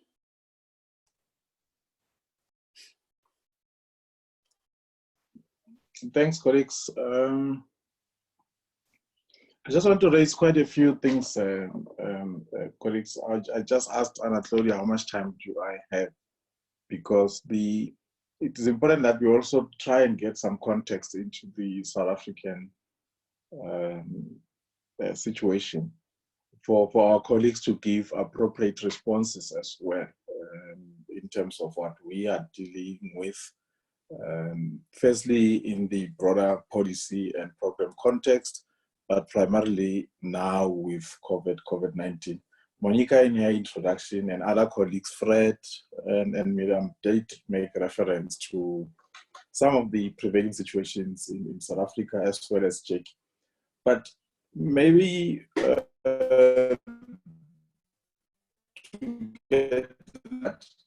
we put the background, and I'll deal with the issues later. That when Fred made reference to pre-94 and immediately post-1994, the structure of governance, we first had levels of governance with national level, provincial and local level. And with pressure from civil society and other parties in entrenching democracy, there was a reference to moving from levels to spheres. So that change was not just a grammatic change, it had a major impact in terms of how, to a certain extent, you give autonomy and certain rights to provinces and municipalities. So in the context of South Africa, we don't have an autocratic system, we have a cooperative governance system where everything has to be done in a cooperative manner, consultative, within government itself. I'm still haven't gone to community. So that is a background that I want to give to get to the points that I want to raise a bit later. Now, with that, we have the Housing Act, we have the Constitution. I saw Jackie did have a very nice points on the screen here around the Constitution. We have the National Development Plan, we have the Housing Code, we have the USP program, which recognizes the importance to upgrade informal settlements. And in 2009, the housing code was amended to make provision for a very progressive approach in informal settlements upgrading, taking into consideration a number of international best practices. I know during that time, a lot of our colleagues were spending their time in Bogota and in Brazil, traveling and learning some lessons in terms of the favela upgrading. But what that meant was a major shift in policy direction. There was a recognition that as much as we have a subsidy structure that results in specific products, social housing units, RTP units and stuff like that, the upgrading of informal settlements, the focus was never primarily around houses. It was a number of issues. First, access to services, basic services. Secondly, security of tenure. 3, livelihoods. So that was recognized as early as 2009. It's important that we recognize the timing of that. It's not something that was decided last week. It has always been there. So to say that the housing policy programs have been primarily targeted at giving a specific subsidized product, it's not necessarily wrong, but it also doesn't cover the whole spectrum of our housing policy programs, because specifically USP starts segregating people into individual beneficiaries of subsidies only at the last phase, which is phase 4, that deals with housing consolidation. But phase 1 is around initiation, where you have to understand what is the settlement nature, where is it located, who's there, what is the socioeconomic circumstances. Phase 2, you start categorizing those people, you do pre-feasibilities, you start negotiating the issues of land. Phase 3, you start the implementation. If you own the land, it's really around legal township establishment process, land acquisition, and there you also start registering individuals for housing purposes, and the segregation starts taking place at that level in preparation for phase 4. Personally, I don't agree with certain steps there, because it moves from a premise that ultimately whoever qualifies still has to end up in an RTP house, when we can actually have a variety of tenure options by giving people the freedom to choose. So by practice or implementation, the assumption is that USP results in a house. It doesn't. USP, housing consolidation, must be free for all other housing and tenure option providers. People dealing with rental housing have an opportunity to partake. People dealing with social housing have an opportunity, and providers of RTP housing have that opportunity to do that. The issue has been the following, in my opinion. One, having given the context of the 1994 constitutional negotiations, is that we have national policy at government, at national. We have provinces receiving the money, and we've got localities, local municipalities having to implement. There's been a serious disjuncture there. The disjuncture being the money gets allocated, gets identified, it gets given to provinces. Some provinces will choose to engage municipalities, some choose to be the implementing agents themselves. And where provinces choose to be implementing agencies themselves, the danger is it is outside of the municipal planning processes and hierarchies, because the interventions therefore on the ground are devoid of what is being planned at the local level. And instances where provinces choose to engage municipalities is really for legal compliance, where having worked at a municipality, we're only expected to provide housing chapters that says this is what we're going to do, then province does that for ourselves. So that is the background and that's the context. Coming to COVID, just before COVID, based on what has been happening, there has also been some financial backing in the context of South Africa. We have the housing HSDG, which is a housing subsidy that is used for particular products, but we also introduced the USDG, particularly for big metros, where over 80% of our communities are concentrated. And it has always been the intention of HSDG that 50% of that should be used for purpose of informal settlements interventions. I don't want to say upgrading, informal settlements interventions. That is providing access to basic services, bulk connection and stuff like that. Has not happened. And subsequent to that, government has once again at the national level reintroduced in a more different format the upgrading of informal settlements partnership grant. To me, that's a major compromise because it moves from 50% to 15% of the actual money, but the opportunity there is that the money is ring-fenced with specific conditions. You must have a plan, a development plan for informal settlements. There must be an agreement with the communities that you intend upgrading, and it must be a participatory process to reach to that. And unless you do that, you don't qualify for the grant. There's been a major objection from various provinces and metros, but also private business interest, because that begins to reduce a massive construction of houses. It tends to be a threat for mega projects and catalytic projects that are aiming to construct 15,000 suburbs and with the understanding that they'll be sourcing those people from informal settlements, which is not really true. Because if you look at one of the municipalities that we did an assessment of in Ekurhuleni, only 20% of people in informal settlements in Ekurhuleni qualify for a subsidy. The rest of them do not.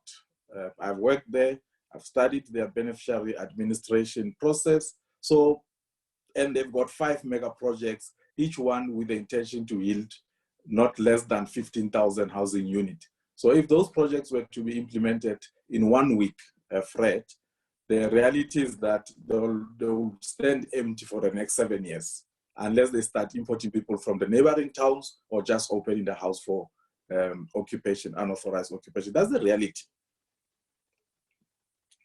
So there's a disproportionate application of the program, and there's a disproportionate interpretation of the program in the South African context. But if we were to give ourselves a bit of time and understand what the housing program, as far as upgrading of informal settlements, says and what opportunities we can leverage in terms of redirecting public investment and interventions in informal settlements, it is not perfect, but there's lots that we can leverage and benefit from doing that.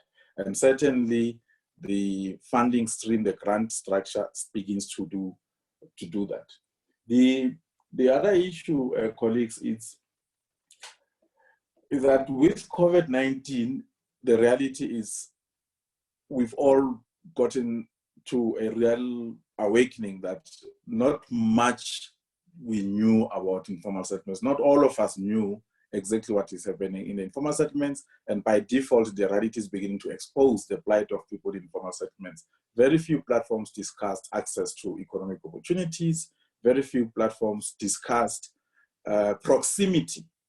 I'm using the term proximity very deliberately. We've always spoken about access to basic services, one tap for every 200 radius system. So 80 people in a 200-meter radius will have one tap, and that has been the standard.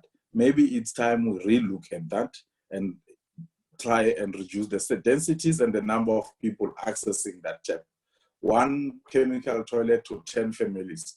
COVID-19 basically tells you that's not on, because you are still exposing people to elements of infection. So we probably might have been doing this from a premise of good intentions, but the reality with COVID-19 means we might have to look at access, but beyond access is the proximity and the level of access to basic services.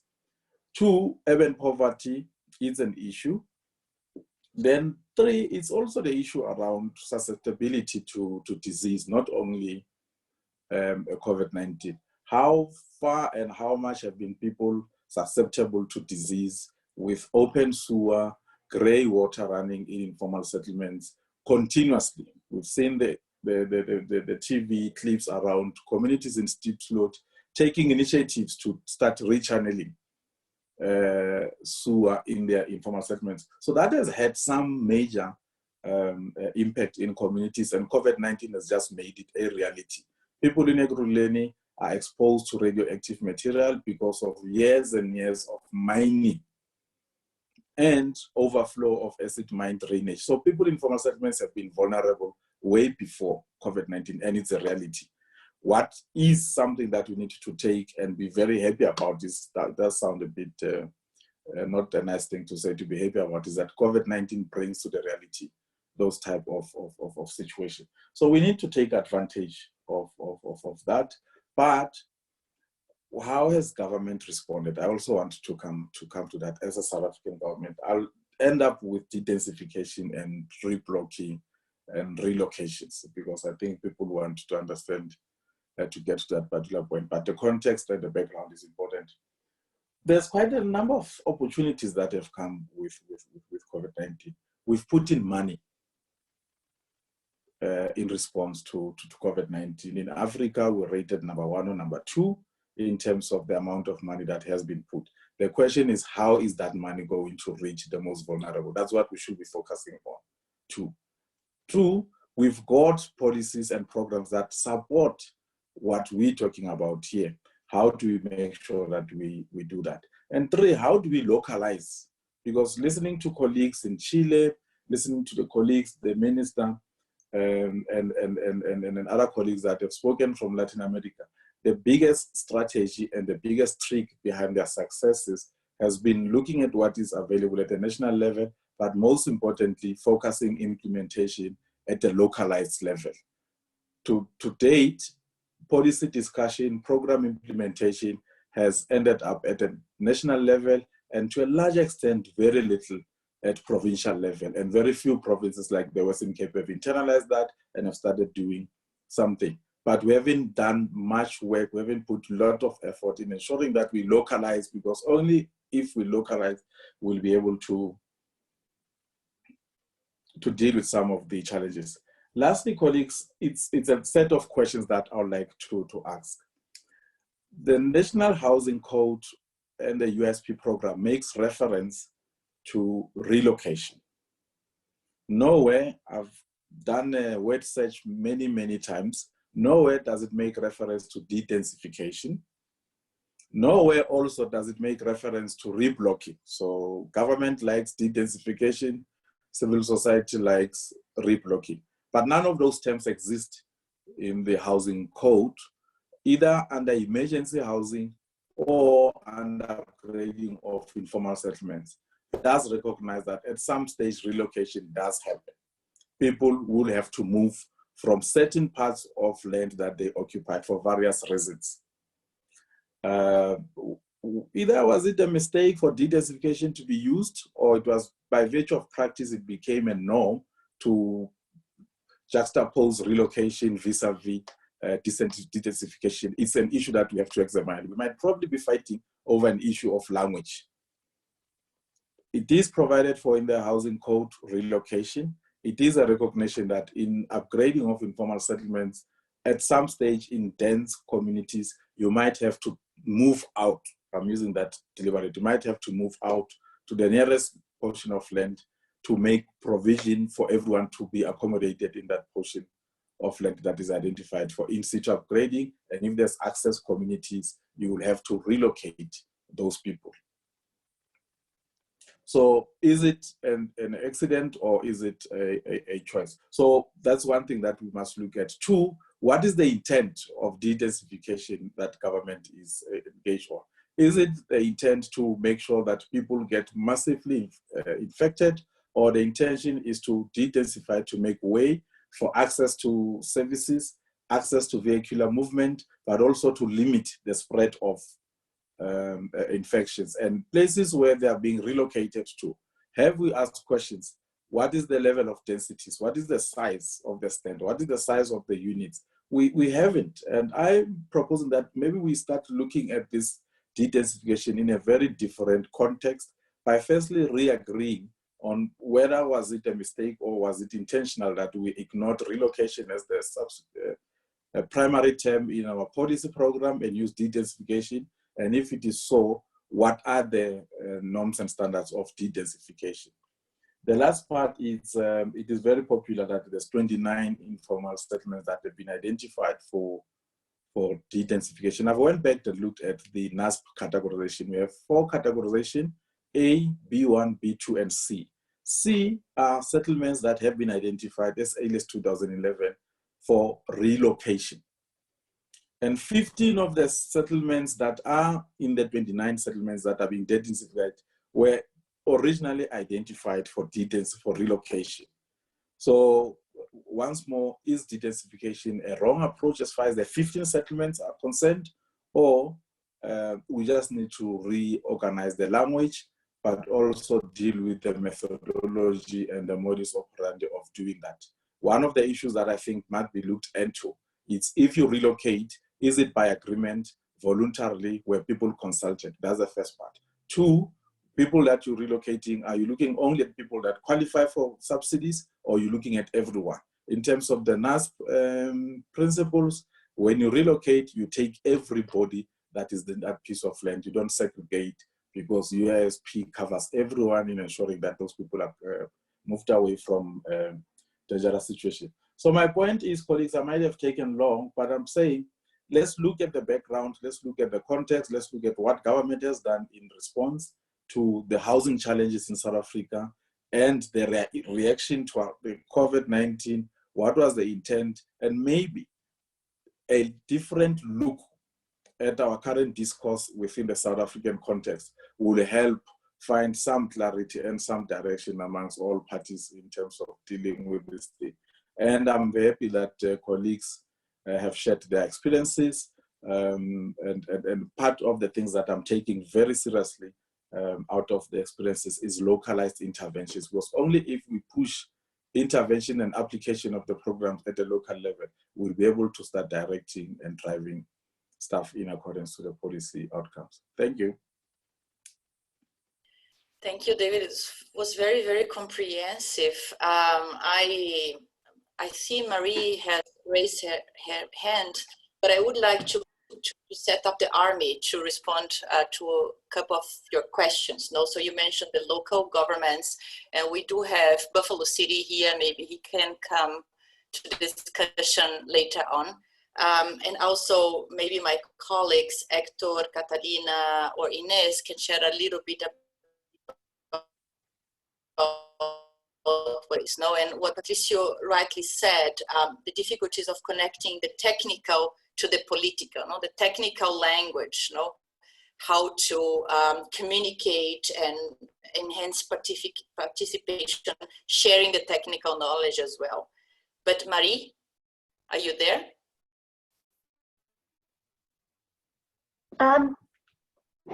Yes, I'm there. Can you hear me? Very well. We cannot see you, but we hear you. Need to see me?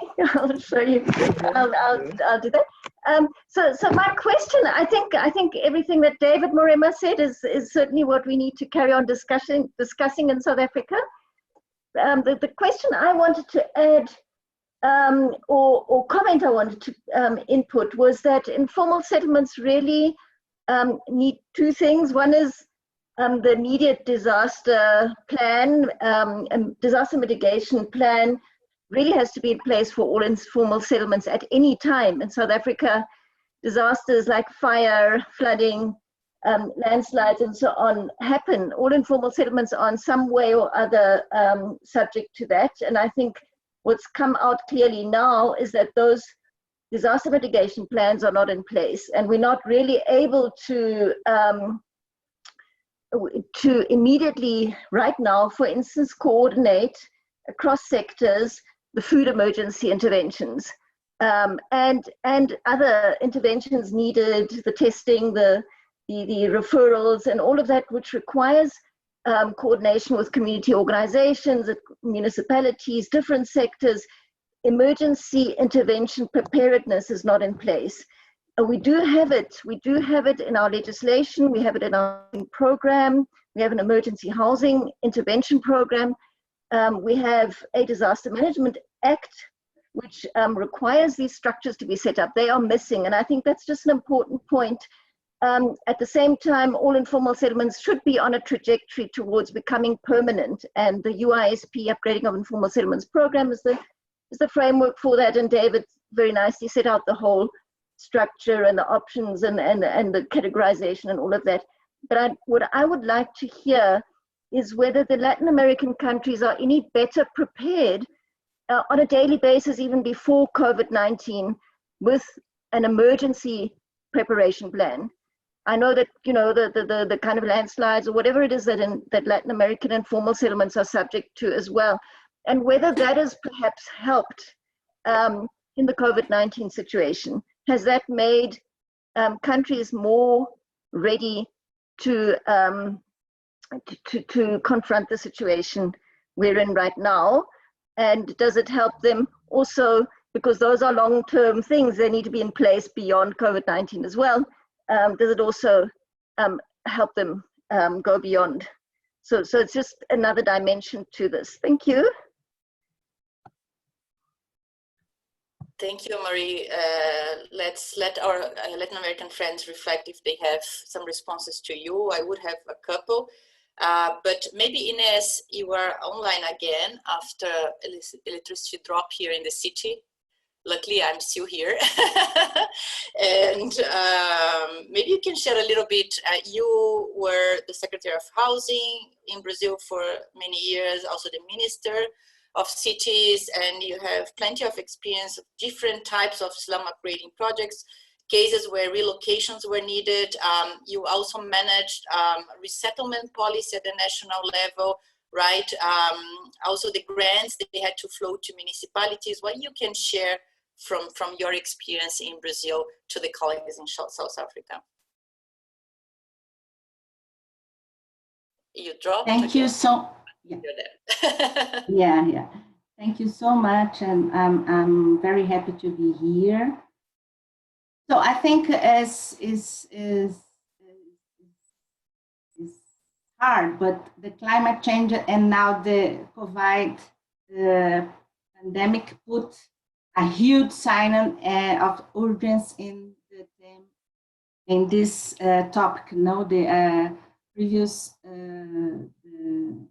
precarious sentiment, because despite the fact that the two situations are affecting the entire population, the poor people have less resilient to face them. I think it's important to keep in mind that emergency actions, like said the previous person, will be probably occupy this entire second semester. It's important to have this opportunity to talk with the people in mapping the organization who work in the grassroots, grassroots entities, because when you talking about the desinfication or resentment issues, as is very important. Don't treat these issues like a taboo, but it's important to discussion in building this rule collective. We have a very interesting experience about put in March one national ordinance who established the rule about the resentment. And if you need to do that, it's important to be clear and transparent about how you need to resentment and why it should be done, how you should be done this, and where the people go after this moment, the provisory situation. I think is crucial, be clear and create new opportunities. I think the pandemic situation is an important moment, is a strategic moment to put in march a discussion where the poor people can be resettlement inside the city. So create, in Brazil, we have ZEIS, social interest zone, where you can put the poor people inside the city, where you have more infrastructure, when you have more condition to, better condition to live. And you hear me? Very well and clear. Now, not anymore. So you have to choose your video or your voice. Inés, are you there? We lost you. Okay. So, Hector, you want to complement Inés' comments while she comes back? Yes, thank you, Ana Claudia. You hear me, right? Yes. Yes. Yeah, so complementing what Inés said, I have more experience in the case of Rio de Janeiro that I investigated for research in the past year.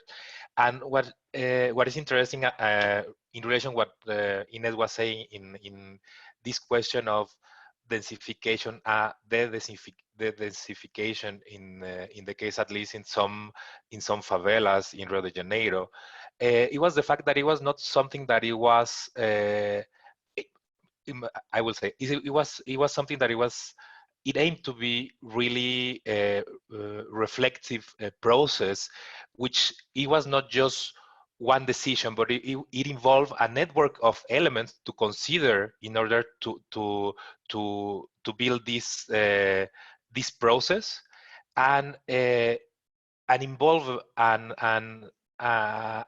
dialogue. What I also look at in the case of Rio de Janeiro, it was this support with social work and other elements, that it was something that came since the 90s and mostly since the 80s in a process of construction and consolidation of this type of approaches in the municipality of Rio.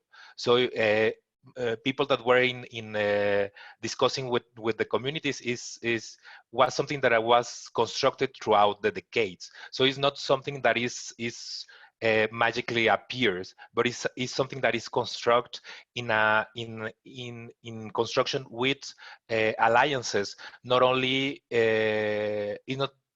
that involve not only the local actors, authorities, but also civil society organization, universities, leaders at the communities. So it was a more comprehensive approach, and I will say that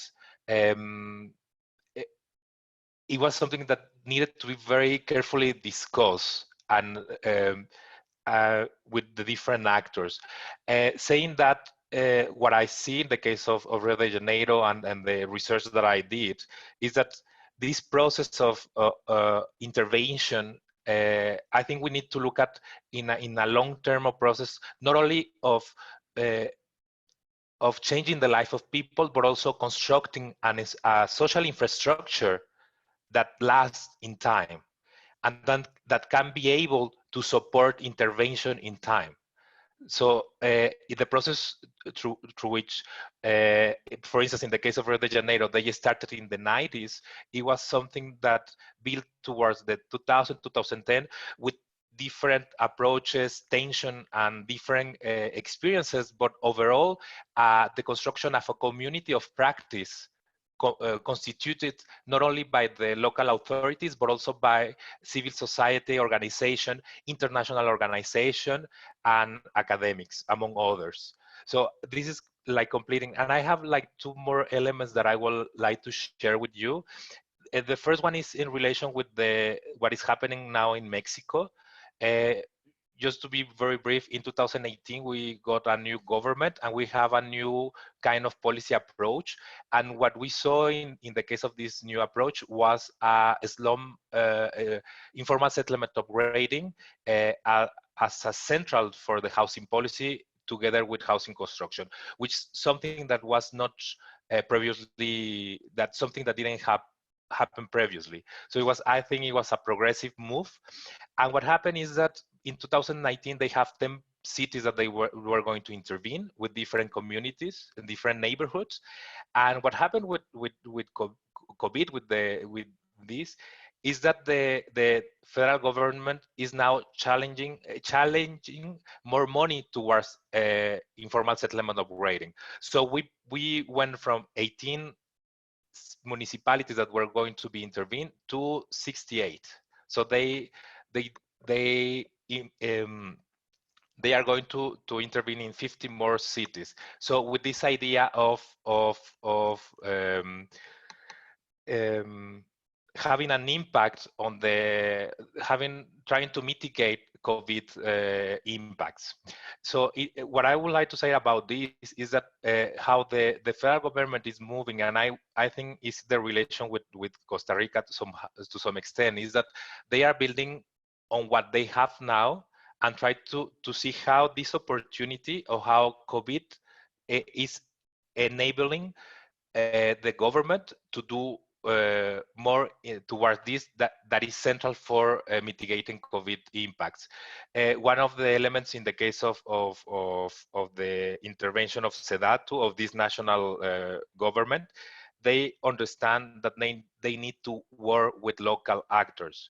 They implemented it in 2019. They start doing some work, but and they are in this process. They are trying to build a connection with local actors in order to support the interventions, because there is an understanding, and it's an understanding that comes from the experience in Mexico City with the neighborhood upgrading in the decade of the 2000, that it is not possible to move without local actors involved and participate.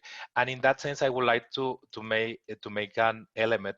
I will see in the case of Mexico and in the case of Rio that local actors, government and non-governmental actors, I think it's more about creating solution rather than implementing. What we see in the case of Rio de Janeiro, but I think Ana Claudia and Ines can explain more that, a lot of innovation came from local actors. And so it's important, for me, I think it's important to establish that local actors are also able to create and propose and articulate solutions with national frameworks. And the last point, it was related to mention, I was thinking about disaster risk reduction and preparedness in relation to the comment of Marie. What I see, at least in the case of Mexico, this one of my research line of inquiry, is that we don't have plans, or we have on paper, but they are not actually implemented. But what I can see so far is that several organizations, civil society organizations that were working in the earthquake in 2017, after the earthquake, they are now moving towards COVID. So what I see is more that was built in the previous disasters, in hurricanes and in earthquakes. This organization and protocols are trying to move they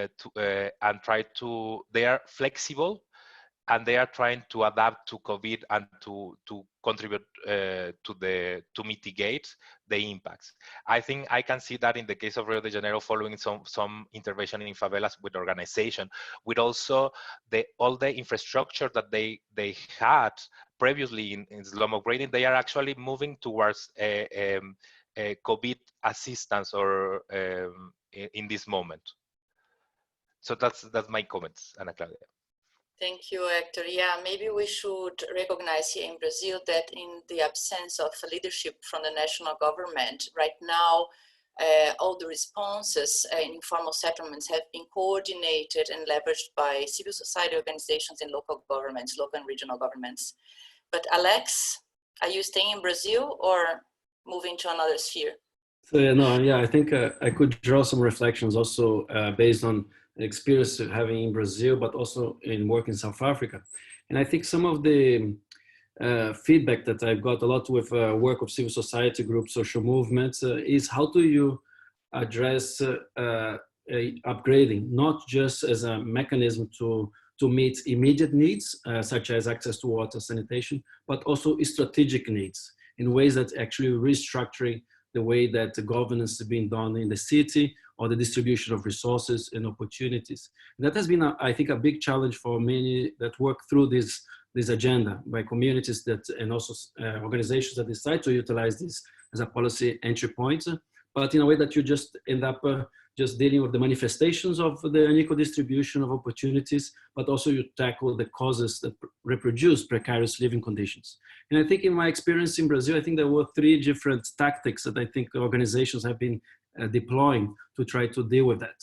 The first one is an institutional tactic. So making sure that upgrading goes like side by side with other institutional spaces of deliberation. So pushing for the Council of the Cities, participatory budgeting, the influences around the strategic plans of the city. So in a way, upgrading is as an entry point to then build the capacities and to increase the demands in other spheres of governance, which has been very important in Brazil, which we're seeing now have been challenging some of those spaces, very important institutional spaces. But the architecture of that wider governance spaces and the linkages between upgrading and that has been a very important institutional tactics to try to address those structural conditions. The second tactic has been the linkage between upgrading and wider policy and legal frameworks. So in a way, the efforts to always try to situate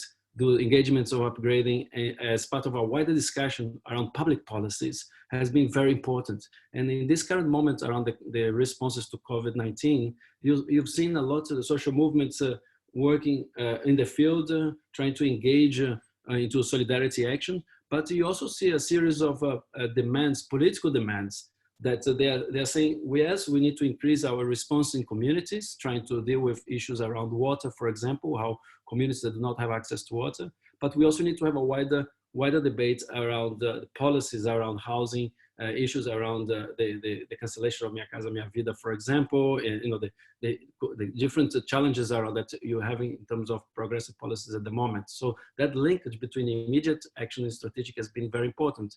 And also without talking about the judicial entry point, the legal entry point that many communities have been using.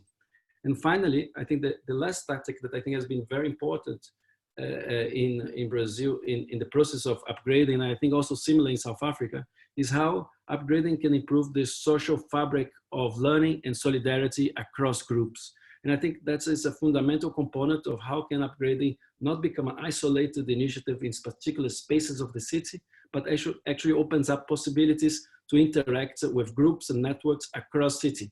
I think I had the pleasure to be part of a process that DAG, the Development Action Group, did in Cape Town. That was a very interesting process, how they have opened up the discussion around what to do, for example, in the Woodstock, in a central area of Cape Town, with a network of backyarders across the city, and trying to tease out this relationship between networks across cities and particular places. So I think, but of course, if you think about policy, the way to think about the upgrading policy program in a way that you open up possibilities for this dialogue, I think that is very beneficial to the process. Thank you, Alex. Catalina, maybe you can share a little bit more about the local responses. You have been mapping all the local responses to COVID in Latin America. You know basically everything that's happening, local governments, NGOs, etc. And also, I think it responds a little bit to what Marie asked, what David is putting on the chat. Maybe you can share a little bit. Well, I don't know if I know everything about what is happening, because it's happening a lot. And it's been a bit hard to map out all the initiatives, but certainly what we can assure is that when we find more innovation is when local governments take the lead and are able to connect with a multi-level collaboration strategy. I'm thinking on the cases of Bogota, for instance, or Medellin, or Buenos Aires, and the same Costa Rica itself. But I think I could refer to some of the points that we were also discussing when we were doing the labs in Latin America. And perhaps I could start by saying that something that it was very important in the discussions is trying to understand and how we can align or understand that the emergency response needs to be a stepping stone for connecting and engaging on a long-term slum upgrading process.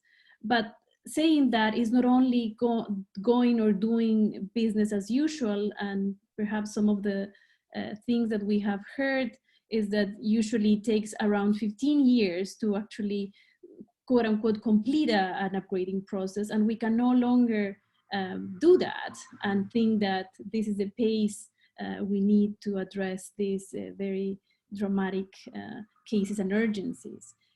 So I think when we were envisioning what then it needs to be a recovery strategy, we were thinking in 2 points. In one is trying to think that recovery as a green recovery, and how can we think to do things differently, bringing ideas of the low carbon technologies, for instance, of how to really bring into the core the broader discussions on the broader crisis of climate change, and how that can play out differently in the ways we've been doing and thinking and framing slum upgrading, and also putting at the center care. What does it mean to have care at the center? And we have had some examples, for instance, in the case of Lima, where local government was providing this basic rent to women that were heading the households. So trying to really think in who's taking care of people that are in most need in this moment, and what are the infrastructures of care, the critical infrastructures of the city. And that perhaps links me also to the discussion about densification and de-densification, and perhaps from examples of the integral projects that have been done in Medellin, for instance. This idea of de-densification was completely differently framed, if you will, trying to think that densification was not the problem per se, but rather the problem was the uneven distribution of infrastructure in all sorts of infrastructure, but particularly in this case, how are we thinking in the distribution of infrastructure of health, but also the equality issues at hand. So more thinking in this creation of multiple centralities as part of thinking in a healthy, or this bringing more together these ideas of compact cities that have been in vogue lately.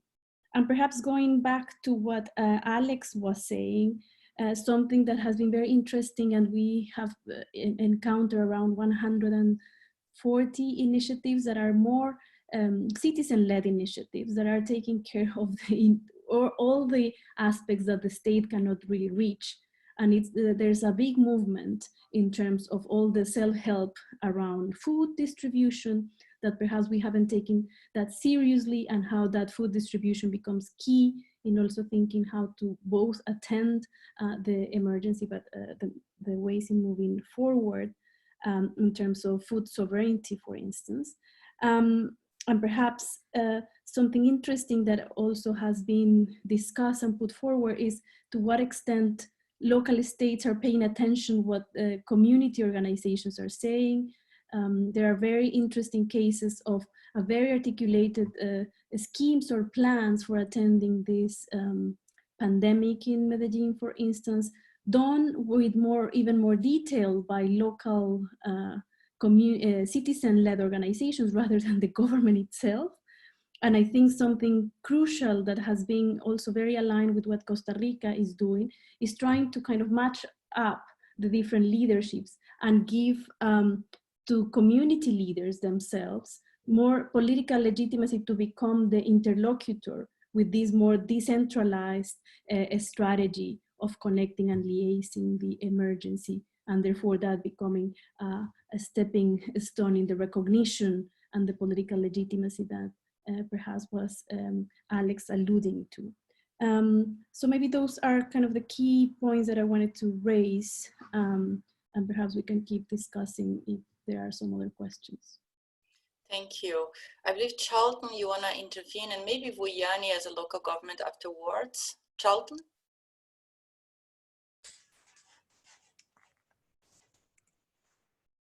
Wonderful. Getting We my, can see you and you hear can see me. Okay, good. Hi, everybody. No, I just wanted to pick up on one thing that Catalina raised, which was this idea of looking beyond the crisis period, and also yes, that there is this crisis that we need to address, but there's also the longer term change that we want to effect. And a couple of our organizations are linked with DAG around this. So CORC and DAG have began this discussion a couple of weeks back, and it was realizing that yes, we're sitting inside of this crisis, and there is this broader strategy which the civil society organizations have been pushing in terms of their engagements with government around, identifying the appropriate response for the correct time frame. So at the moment, we were pushing around the fact that there's this short-term crisis mode, and there really you've got to try and address the challenges for as many of the informal settlements as possible. And I think that's been the major thing that we've been pushing. So yes, there's all this other issues that we get caught up in around the de-densification debate and relocation. But for us, the underlying issue is there's this almost 3,000 informal settlements. There are many other informal settlements that are as dense, if not more dense, than the ones that they've been identified, and they all suffer from massive basic services shortfalls. So there's that focus that we wanted to get going there. But even thinking about that and thinking about the medium term to longer term, and thinking about the framework that David described so in so much detail, we started realizing that there's definitely what COVID-19 has done is raise the spotlight that we cannot continue with a business as usual approach.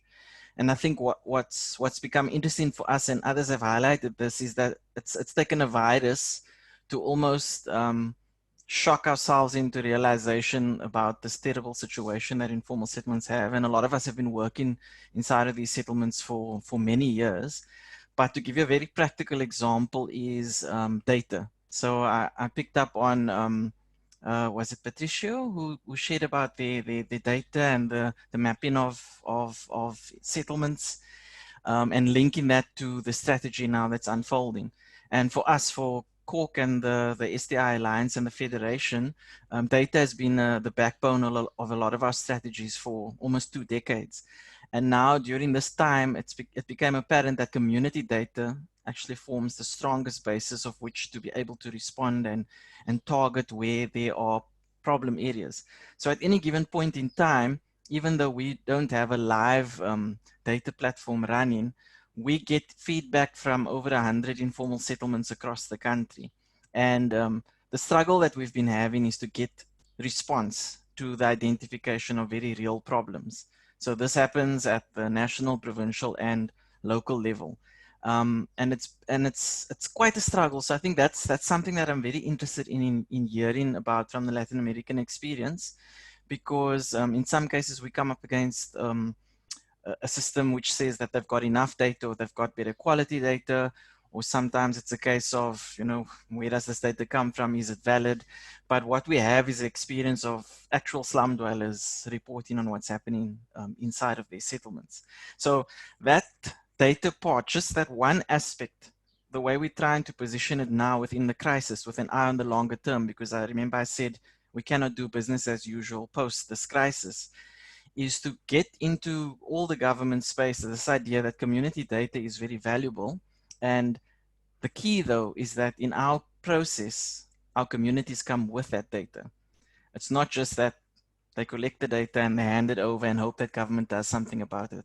Data actually forms part of the way that they can engage government. And I think what we're pushing for is an ongoing discussion. Right now, I think that's also been a very eye-opening experience, is that suddenly our community networks across the country have become hot property, but before the crisis, in certain provinces and in certain municipalities, it would take leadership months to gain access to sit with an official and speak about something as basic as we need access to water. And then you get into these platforms and suddenly you get very quick response. Like one of our leaders, Rose, shared the fact that there was this water tanks delivered in a settlement, not due to the crisis, because government has done a massive push on water tank delivery across the country before the crisis, but this water tank had not been filled with water for more than 4 years. And a week later, this water tank was filled with water. And so we see now how this crisis highlights the need to react. And I think the question in my mind is, how do we keep this reaction going? Because the reality is that we've left millions of people in a situation that's just not good enough. We work inside of a system that can often stifle the ability to make a difference in your own situation. And so how do we unlock all those blockages? One last thing to say on this is that I think one of the problems we always face in South Africa is we always develop very good policies. We're known for the great constitution. Even our policies on informal settlement upgrading are littered with very good terms. But when it comes to when the rubber hits the road, the realization of those things, the real participation on the ground, can often become stifled because of an over-bureaucratic system. So I think what we're trying to do is to try and find ways to bring that community and government partnership closer together so that we can unlock the potential for a bigger scale of intervention inside of informal settlements. So I think lots of people have heard before, our crisis, housing backlog, we speak about 100 years at the current rate. Informal settlement upgrading, I think someone mentioned 15 years. I would believe so. We've heard now, we've had a discussion with our city of Cape Town, and they said that it takes about almost 4 years to get to a point where you might just start an upgrading project. So we sit in this very unenviable position of being on a waiting list for housing and being on a waiting list to have your settlement upgraded. So there's got to be different ways to do this. And I think the crisis, what the crisis is pushing us towards is at least saying, can we reach a scale of basic services delivery that at least can cover the majority of the population while we start to work on these longer term strategies? Yeah, so those are my inputs. And cannot we wait 40 years, right? 40 years we mapped here in Latin America. This is unbelievable. So there's no reason for nobody to say that we don't have a know-how, because we do have a know-how. Maybe for Yanning, we are coming close to the end. You represent the city, the only city here in this debate. Would you like to come in? But you have to unmute yourself. Yeah. Thank you. Thank you. Yes. Yes. Thank you very much for the opportunity, and thank you for the kind of experience and the information that we have been provided with over this platform. It was very well informing and great. Just for me, Ana Claudia, I just want to say I appreciated how David has been articulating how here in South Africa we're going about dealing with the informal settlement upgrading, where for an example, there has been a challenge, which I think we are coming close to try and resolve it, that the only way to upgrade an informal settlement is to actually provide a house. But we have come to realize that it is not an actual point that you are going to get into as quickly as you want to, because informal settlement upgrading has to be incremental in its way, so that you are able to do so many basic things before you can actually get to a point where you provide people with a shelter. With COVID-19, the city here in East London is actually trying to look at all those informal settlements that are mostly dense and overcrowded. And we've got one here which is referred to as Duncan Village. It is quite correct and true, because in other various platforms that are taking place here in South Africa, you realize that we've got quite a lot of challenges it is true that there's quite a lot of silo mentality that is happening in different parts of our country. Different departments are doing their own thing in their own way.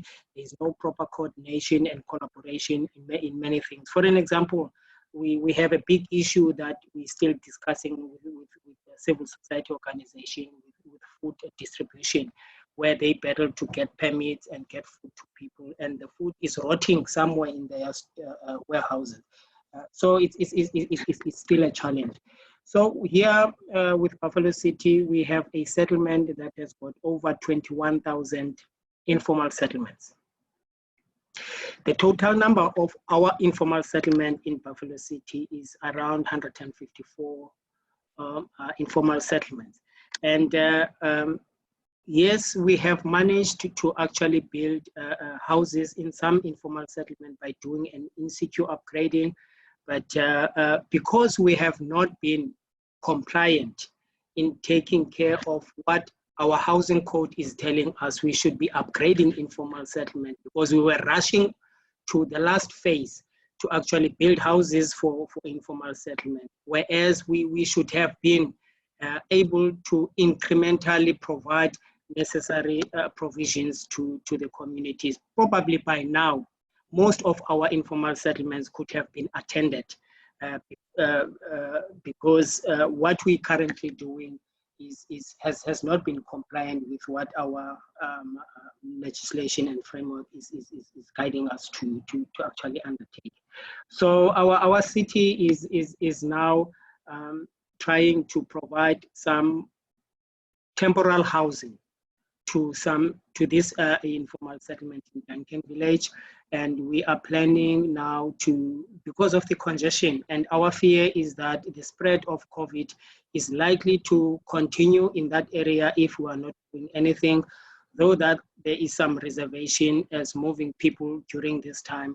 But unfortunately, as the city, we have, because look, the conditions there are really so terrible. You find that in a radius of 200, as David was putting it, you have quite a lot of families that are sharing one tap, and there are toilets, and sometimes these toilets are not actually being looked after in terms of servicing and maintenance and all of that. And as a result, they are failing. It's worse now. We are faced with the pandemic. You can't leave those services under those conditions.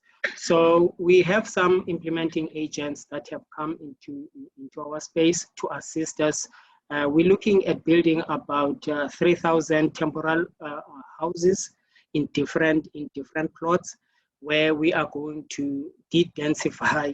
And I like the explanation David was giving to this platform regarding the de-densification versus relocation. Indeed, we have to actually find a way of resolving that, because it is quite clear that our policies are talking about relocation and there is no de-densification. So those are just nice words that we are using, and as a result, there is some disagreements when we're trying to explain what they mean. So we'll be relocating these families, and some of these families who will be relocated, because this area is going to be developed itself, we are going to be building houses. We try to densify and produce quite a number of houses in that area. We will be bringing them back to the same settlement after we have been able to build houses for them. With the food security, the municipality as well has provided some funding so that we can be able to feed those people that have already been identified who are in dire need of food and unable to look after their families during this time.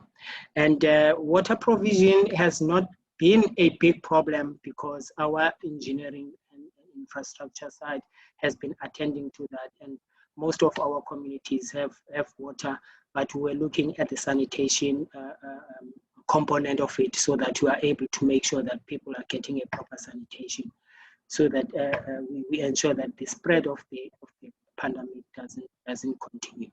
That's what we're currently doing in the city. Thank you, Anna. Thank you, Vuyani. Perhaps for the next rounds, we need more cities, no? To team up with you. For sure. Yeah. So we are coming to the end of the discussion. Julian, you wanted to make a comment, and then I believe if nobody else wants to urgently intervene. Julian? Hi, Anna. Can you see me? Yeah, and you. Hi, Anna. Thank you very much for the opportunity. And we're at the very end. Now, a lot's been said, and I don't want to repeat what people have said.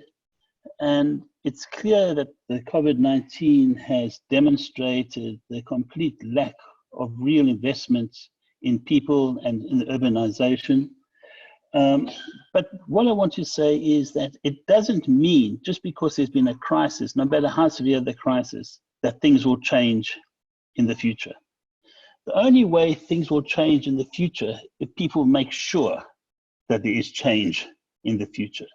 It's very easy for us to slip back into what was always there.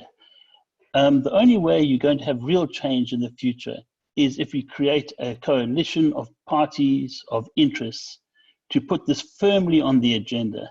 And the key issue to put on the agenda is that your public health system can be based on all sorts of things, but its weakest link is going to be in the informal sector and in the informal economy, unless you invest in those areas.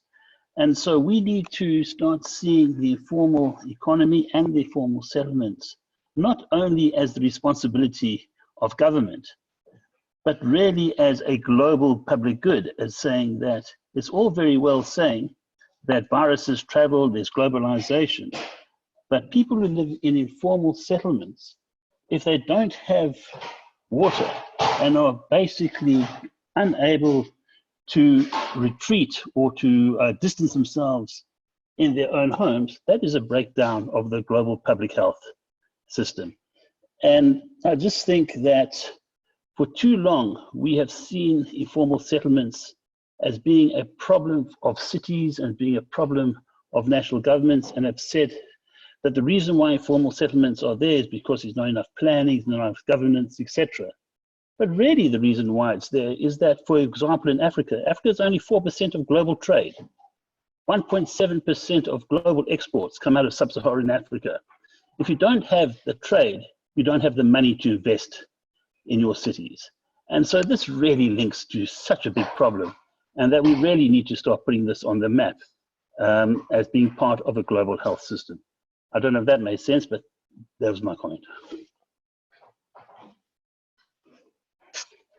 Thank you, Julian. Very inspiring for a last comment. So if there are no further urgent needs to talk, I will hand over to you, Keisha, who has the simple job of wrapping up. Thanks for that. Sure. That was such a rich and exciting discussion, and such a wide diversity of experiences and lessons. And I don't know if I can capture that all, but I'm going to do my best. And I also am really looking forward to the recording of this, because I'd like to listen again. There were some things that were really very, very powerful. Just thinking about the evolution of the discussion and how it went on.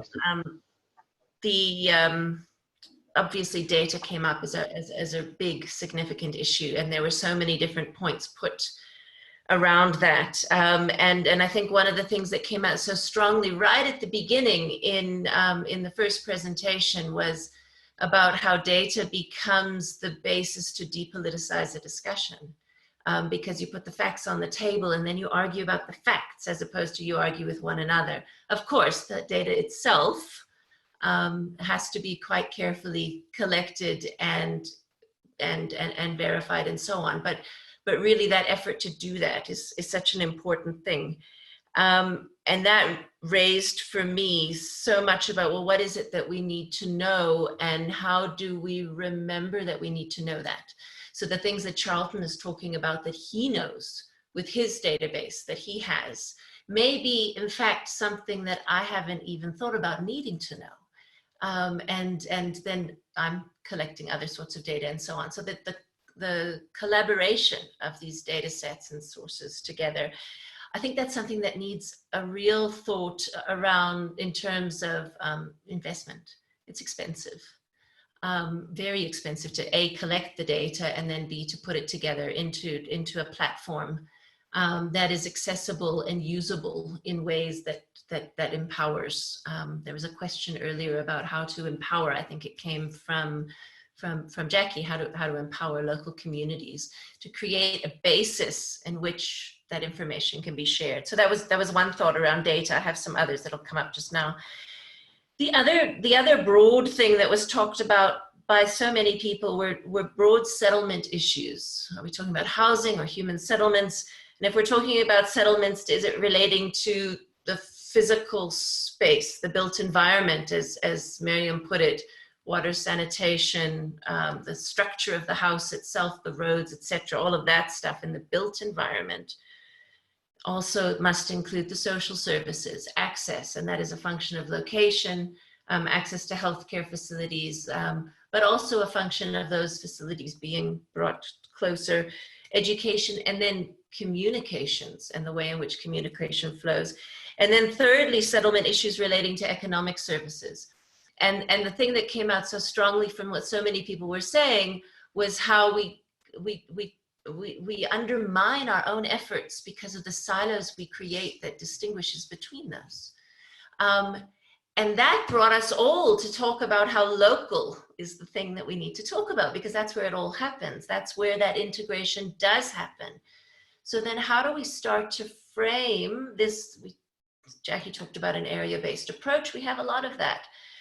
Those different kinds of efforts. But I think also what came up very strongly from the Latin American experiences was about the local networks and engaging with people, of different actors. So those are the broad themes, I think, that fed in, which led me to pull together, I think I've got like 5 things I'm going to keep on thinking about. And maybe they'll be useful for you as well.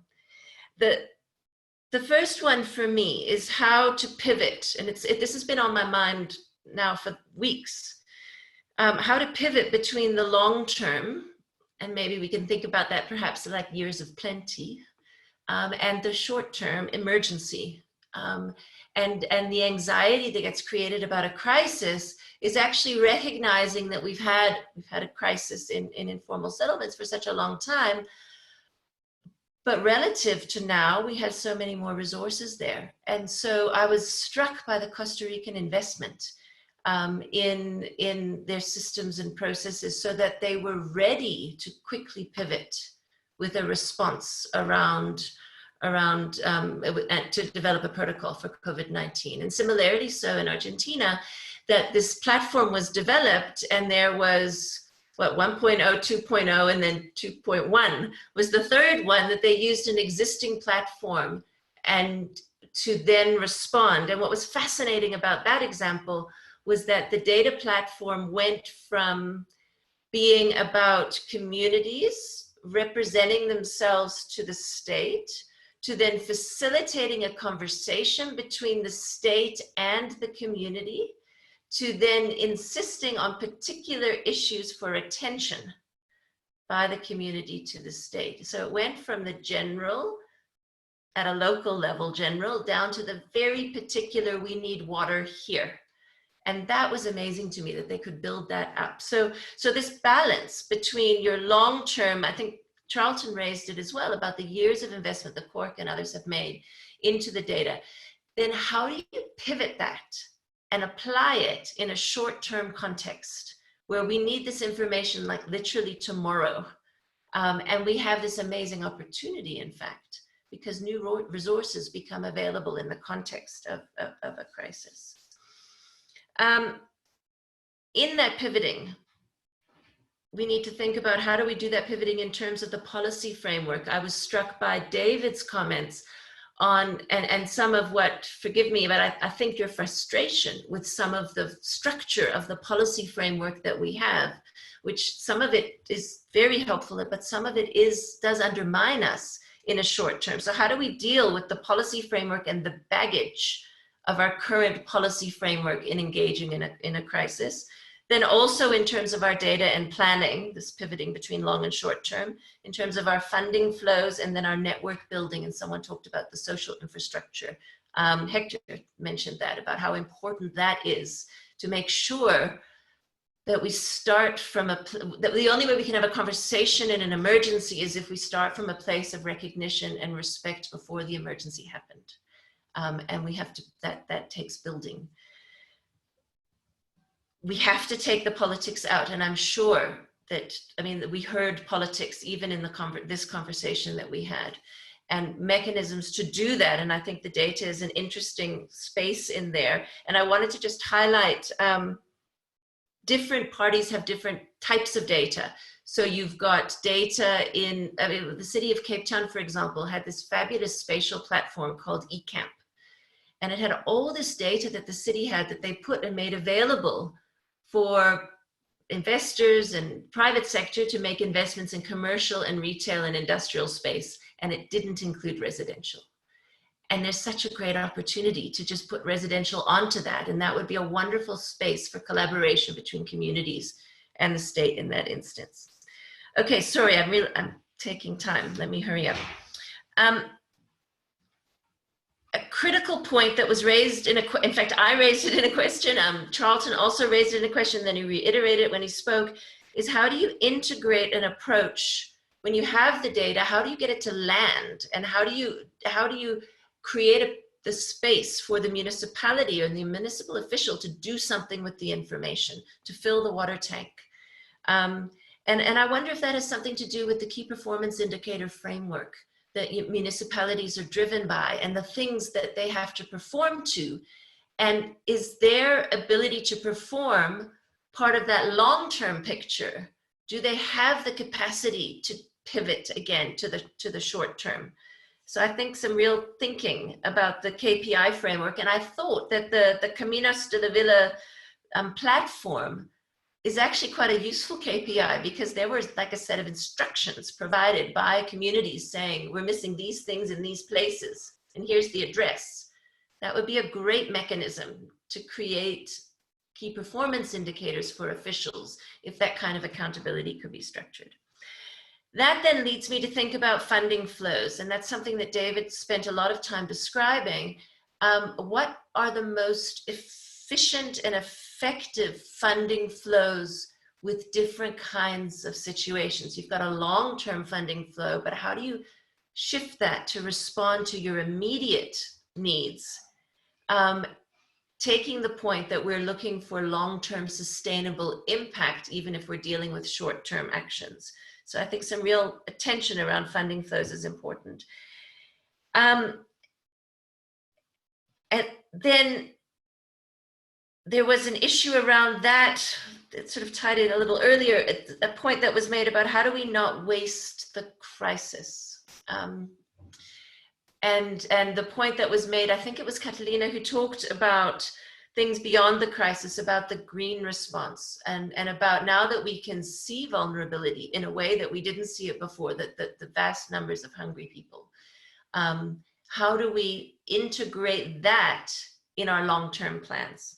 Okay, and then lastly, which came out, I think, quite strongly in what Julian just said, is who does what, when and where, and the multiplicity of actors. And one of the things that I get personally frustrated by in the South African context is that our policy structures engagement with community in a way that is procedural. And that which means that the government, it feels to me, but that the government ends up having to lead. And we have such a strong civil society that has so much at its disposal, and its ability to engage, that exists, but that needs to be recognized, and not only through contracts that you enter into with NGOs, but in the whole way, some level of more freedom of movement for civil society in terms of that, an ability to access resources. we need to think a lot about that, because of course it's difficult to be careful. One wants to be careful about how you allocate resources, and there are legal frameworks that govern that and so on. But there is a huge amount of capacity in the civil society sector in South Africa, and it could be mobilized, I think, to greater effect if it had more freedom of movement. I certainly think that's a point for debate. And I would love to hear how how community groups would respond to that. So that might be something to think about. But I'm so impressed with the way in which that collaboration between civil society and state seems to be working, though I do note that in the comments, was it Rosario said that when they had those instructions on her website, it wasn't automatic. The city didn't just look at the website. They actually had to go and present it to them. And it seems to me there's one more step to be done there, where it becomes automatic that the city just look, and it's there, just look at it. So I'll stop there, perhaps a little provocative, but I'm so looking forward to the future conversations. Yeah, Keisha, you're right. This is not all decided and known. All these presentations are a work in process. So I believe they are facing struggles on a daily basis. But anyway, then we have to finish. We go to David. You have the last word, David, for your concluding remarks.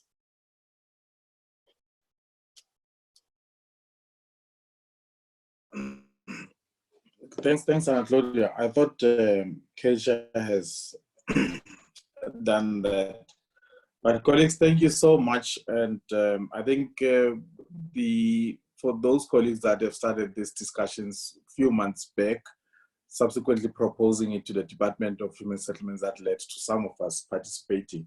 The results of that months of engagement and planning has reflected some positiveness. The discussions that we've had here, really extracting us from the South African context, Fred, with our Monday's meeting, to a different platform. I know it's virtual, but you do feel like you've moved out of the country to a more neutral space. Gives us an opportunity to also reflect and look at things differently. And certainly with the inputs made, Keisha's summary, the opening by Monica, and the views and experiences shared by our colleagues has been very, very, very valuable. We do have a lot of questions that we've posted on the chat group. We hope, if not answered in the subsequent sessions, there will be a way, Anna Claudia, of giving some responses. The issue around disaster management, it's a shock that no one ever had a disaster plan for informal settlements. Now, if we're talking about the right to the city, and people in informal settlements were never part of the city maps, as the colleague raised as well in Chile, it's an issue that we need to be embarrassingly aware of, but also learn how they've done that so that we can catch up with the realities on the ground. Certainly COVID-19 has eliminated a lot of stuff, and this platform is also helping us to look differently and soberly and calmly at the issues. Thank you very much. Great, David. So I think with that, I will just announce that if there's no major non-objection, we will wait a couple of days and then upload these recordings.